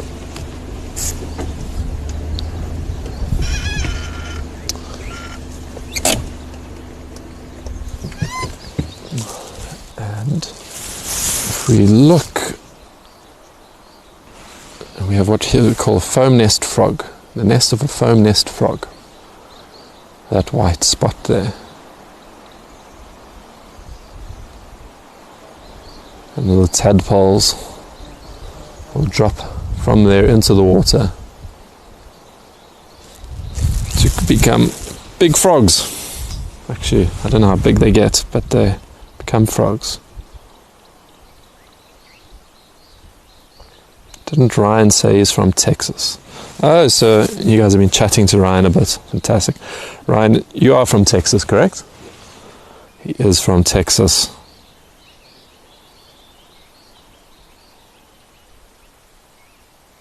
And Betty is in Texas.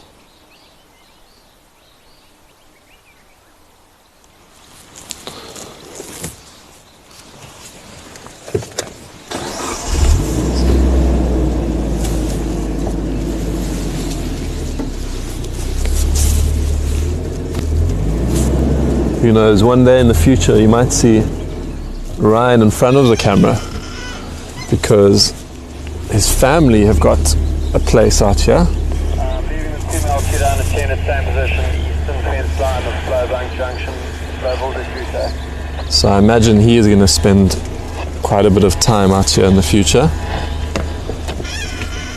And he does do some presenting as well, as a young journalist.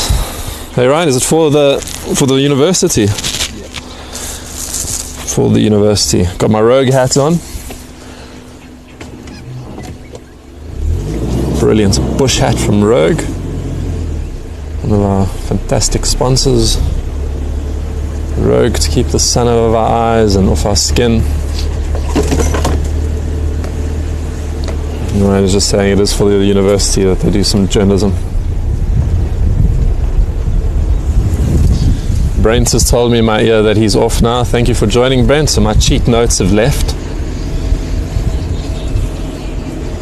So we're going to have to figure out all the mysteries of the bush ourselves, the one we don't already know.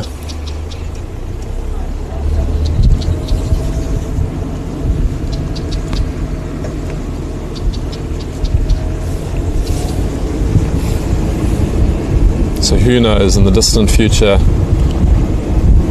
Ryan might come out, learn some things about the bush, and need to report on it. Wouldn't that be fantastic?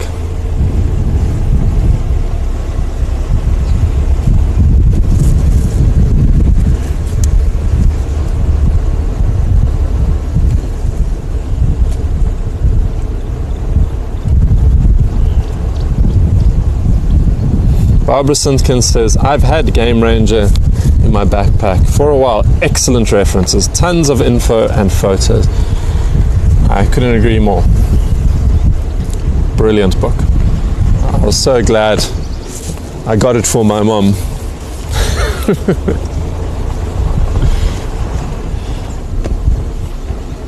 My mom loves the book as well.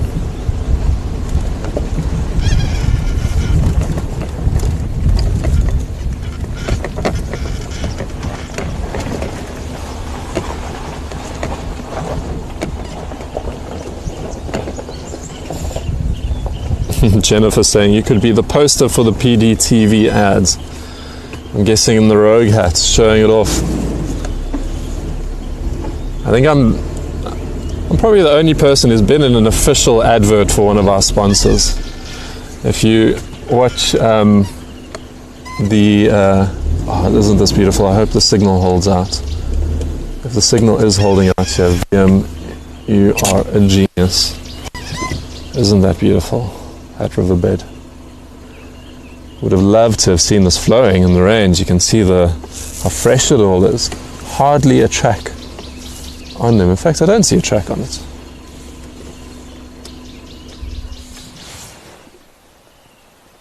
Hey, why don't you just have to walk up there? I'll tell you what, you come on safari with the Painted Dog TV crew and you can do just that. Could you have your morning coffee up there? Or there in the sunshine if it's a bit cool. Or maybe you want to see things from a vantage point and have that beautiful view of the vista. Vista the right word? I think it is vista. As you have your delicious morning coffee with what we call a rusk out here in South Africa. I think everyone might know them as biscottis. It is like the South African version of a biscotti, a hard biscuit that you dip in your morning coffee or tea. And it is absolutely delicious. Great way to start the morning.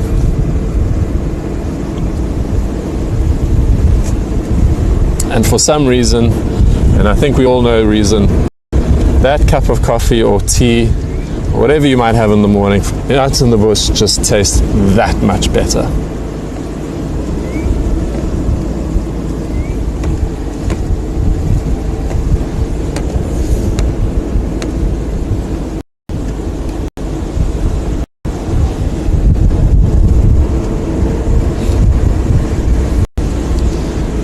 And it really does. I mean, often, for some reason, camping, as a family, you always had what I call government issue coffee. The cheapest you can get off the shelves. And I think we weren't very much into our fancy coffees where I grew up. Fancy anything when it comes to food, except for meat. We were spoilt when it came to beef. Such brilliant beef. So the cheapest coffee there is on the shelf, and you have that out in the bush, and it tastes like you should be sipping it while looking at the mountains in Italy. It tastes that good.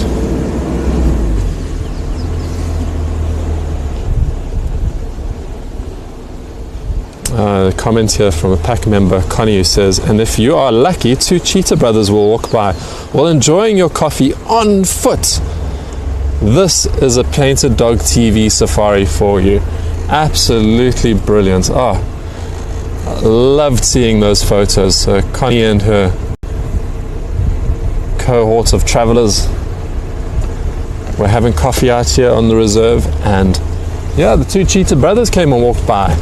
And they were standing there, and the cheetahs came and walked past while they're having their coffee. How brilliant is that? I haven't had that, and they had that. Amazing. What a brilliant experience. My mom was there as well. She absolutely loved it.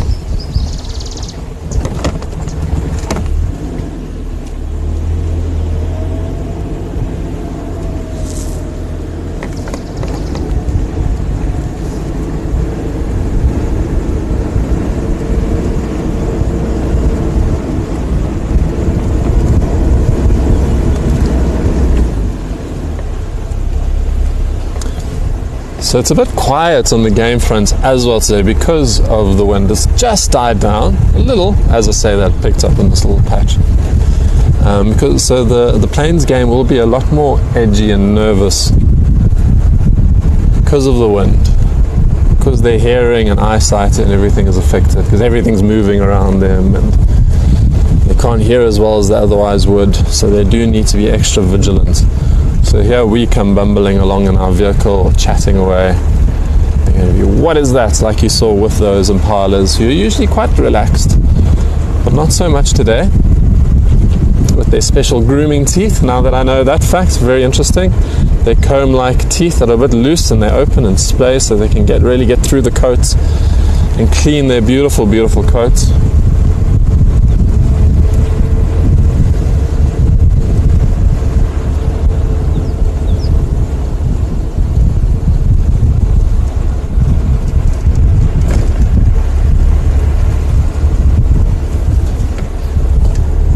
Jennifer Harding. Any coffee sponsors listening? And a wink there. Oh, I hope they are. He'll help Matthew a lot. Matthew, our lead cameraman, loves his coffee. I've often heard him say, so people will notice that Matthew's got his little stuff for his coffee, to make a nice cup of coffee wherever he might be. He's often out in the field going on some grand adventure to go film somewhere.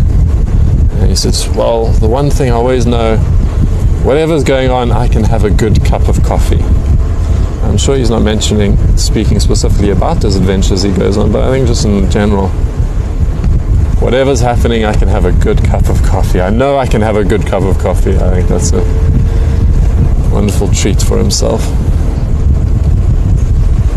I feel that way about music. I was speaking to someone yesterday, and whatever, I was very lucky to have learnt a few instruments, and I know whatever's happening, I can pick up a guitar or a flute, even a saxophone, and play my blues away.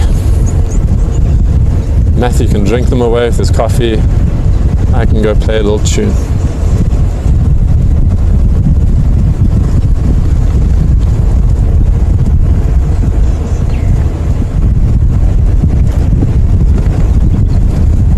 Though thankfully for everyone, I don't carry my guitar around me. We go on trips and the rest. Fine if I knew a lot of songs, but I don't. The Charles repertoire is very small. I love to freestyle. And people like to hear songs they know to sing along, whereas I do not like learning songs unless they are my own.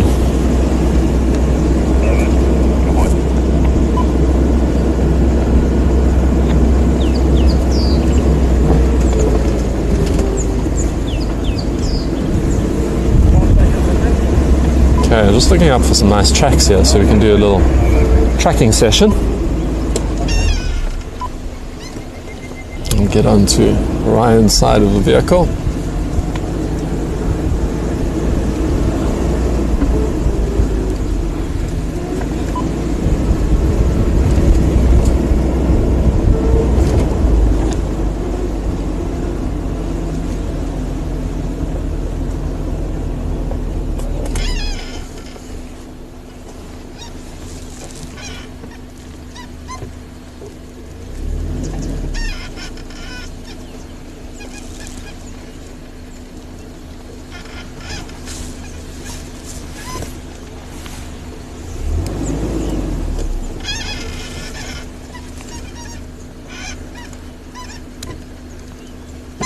Aha.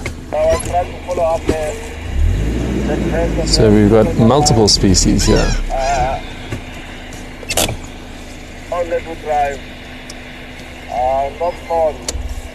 Okay.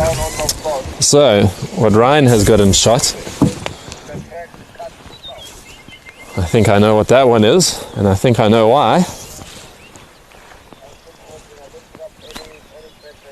That is a healthy-sized hyena track. And why I know that is because of the claws. Is for me, the instant telltale sign versus, say, a lion or a leopard, where they have the retractable claws, so only when they need them do they come out. So just walking, they won't have them out. Whereas hyena, they aren't. They are always out, similar to that of a dog. And then, but cheetah also have non-retractable claws, except for the one, the dew claw, I think it's called, is a retractable claw. And so how I know that is not a cheetah track is because, very much like your cats at home, if you look at their tracks and their little paws, if you've got a cat with you there now, bother them for their paw and look underneath, and you can see they've got 3 lobes at the bottom of their paw. That typical, brilliant, beautiful little cute cat track with the 3 lobes at the bottom, right at the back of the bottom pad. And the 3 lobes will tell you that is a cat. Now here we've got those 2 lobes and a lopsided 2 lobes, heart shape, and tells me it's a hyena. Now we do have other tracks here too. and we got some antelope tracks, and we're going to try to figure that out. Some very small ones.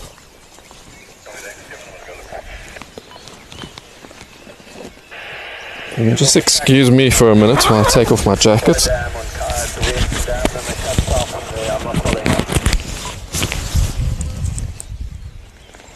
Let's see, Ryan got the...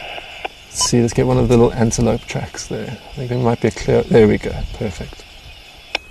There we go. And I'll go there now for some reference for size.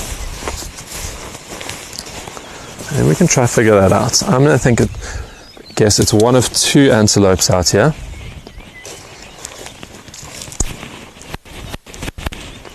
And I'll let everyone else have their guesses of what two antelopes it might be. I lie. I think it might be one of three. I'm just going to reach across here, get my book. So my guesses are, at first I thought my default was steenbok or duiker. Two small antelopes out here otherwise, but then all of a sudden, it could be Impala as well. It might very well be Impala. So Clive Walker's Signs of the Wild book is out, and we'll start scrolling. Okay, so size reference, put my hand there. So I think that is probably about 4-5 centimeters maybe. 5 centimeters being, I don't know, 1.5 inches, I'm guessing. So I'm looking for something 5 centimeters long.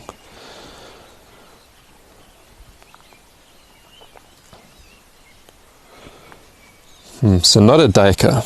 A duiker, they're saying here, is about 2.5 centimeters long. So, or a grey duiker, which is the most common here, 3 centimeters long, which I think is pretty much is a 1 inch. So a bit bigger than that. So, and it is not a steenbok either, because that is even smaller. So, and we have, I'm going to, so 4 to 6 centimeters, and I was saying it's about 5 meters, Impala. And I'm going to bring it up here. And we've got Impala at the bottom left here, just by my thumb. And it comes to a nice point, as that track did. So, yes, Impala. I'm going to go with Impala. I don't know if anyone agrees or disagrees.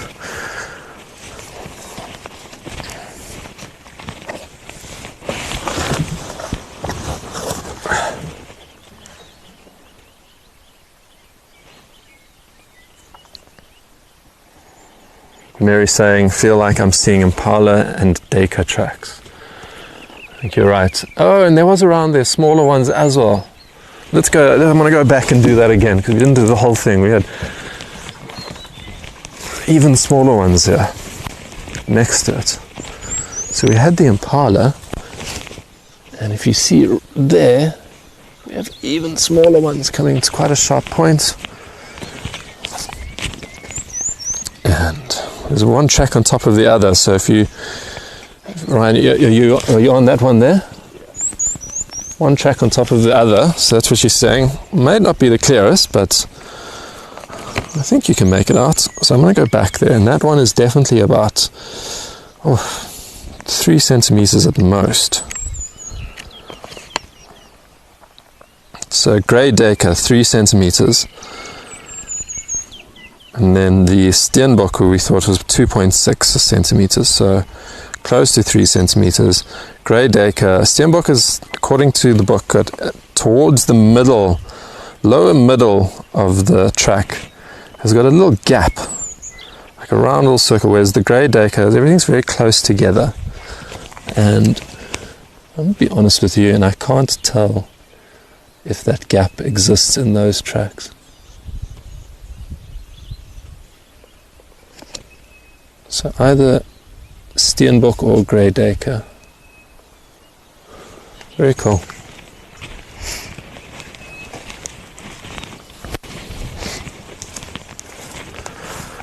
All right.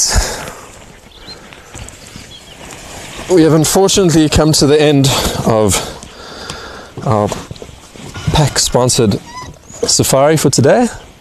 Thank you so much to all our pack members for being pack members and enabling us, and everyone else who is so generous with your time, and not going to beat about the proverbial bush, money as well, because it does, keep us the safari vehicle on track here, keep us afloat, and we really, really appreciate that. Cannot thank you enough for your support of us, for your support of the conservation projects that we get involved in, and for learning with us. It is just fantastic. Mary's saying that was a cool bunch of tracks. It really was, wasn't it? And thank you so much from Ryan and Matthew as well. Thank you, Ryan. Thank you, Matthew. And what else is there to say other than I wish we could go for longer. Love a game drive. Sorry, Matthew, you saying something?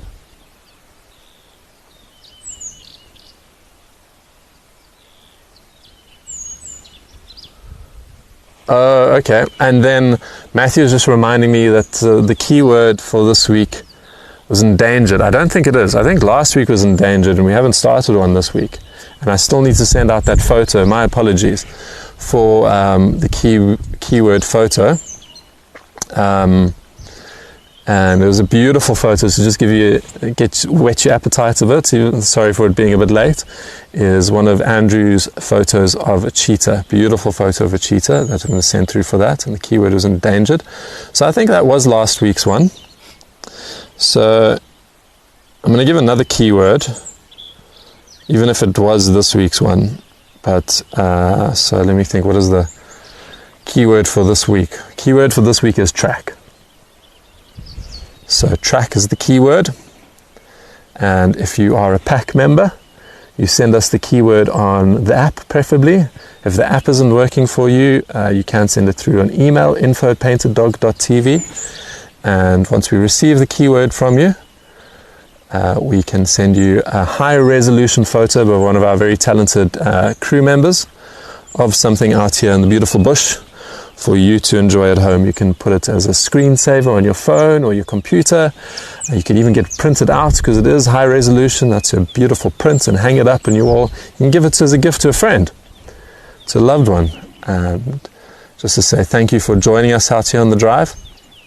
And that's it from me. Thank you so much. Cheers. Enjoy the rest of your day. Bye. Code red. Now repeat, code red.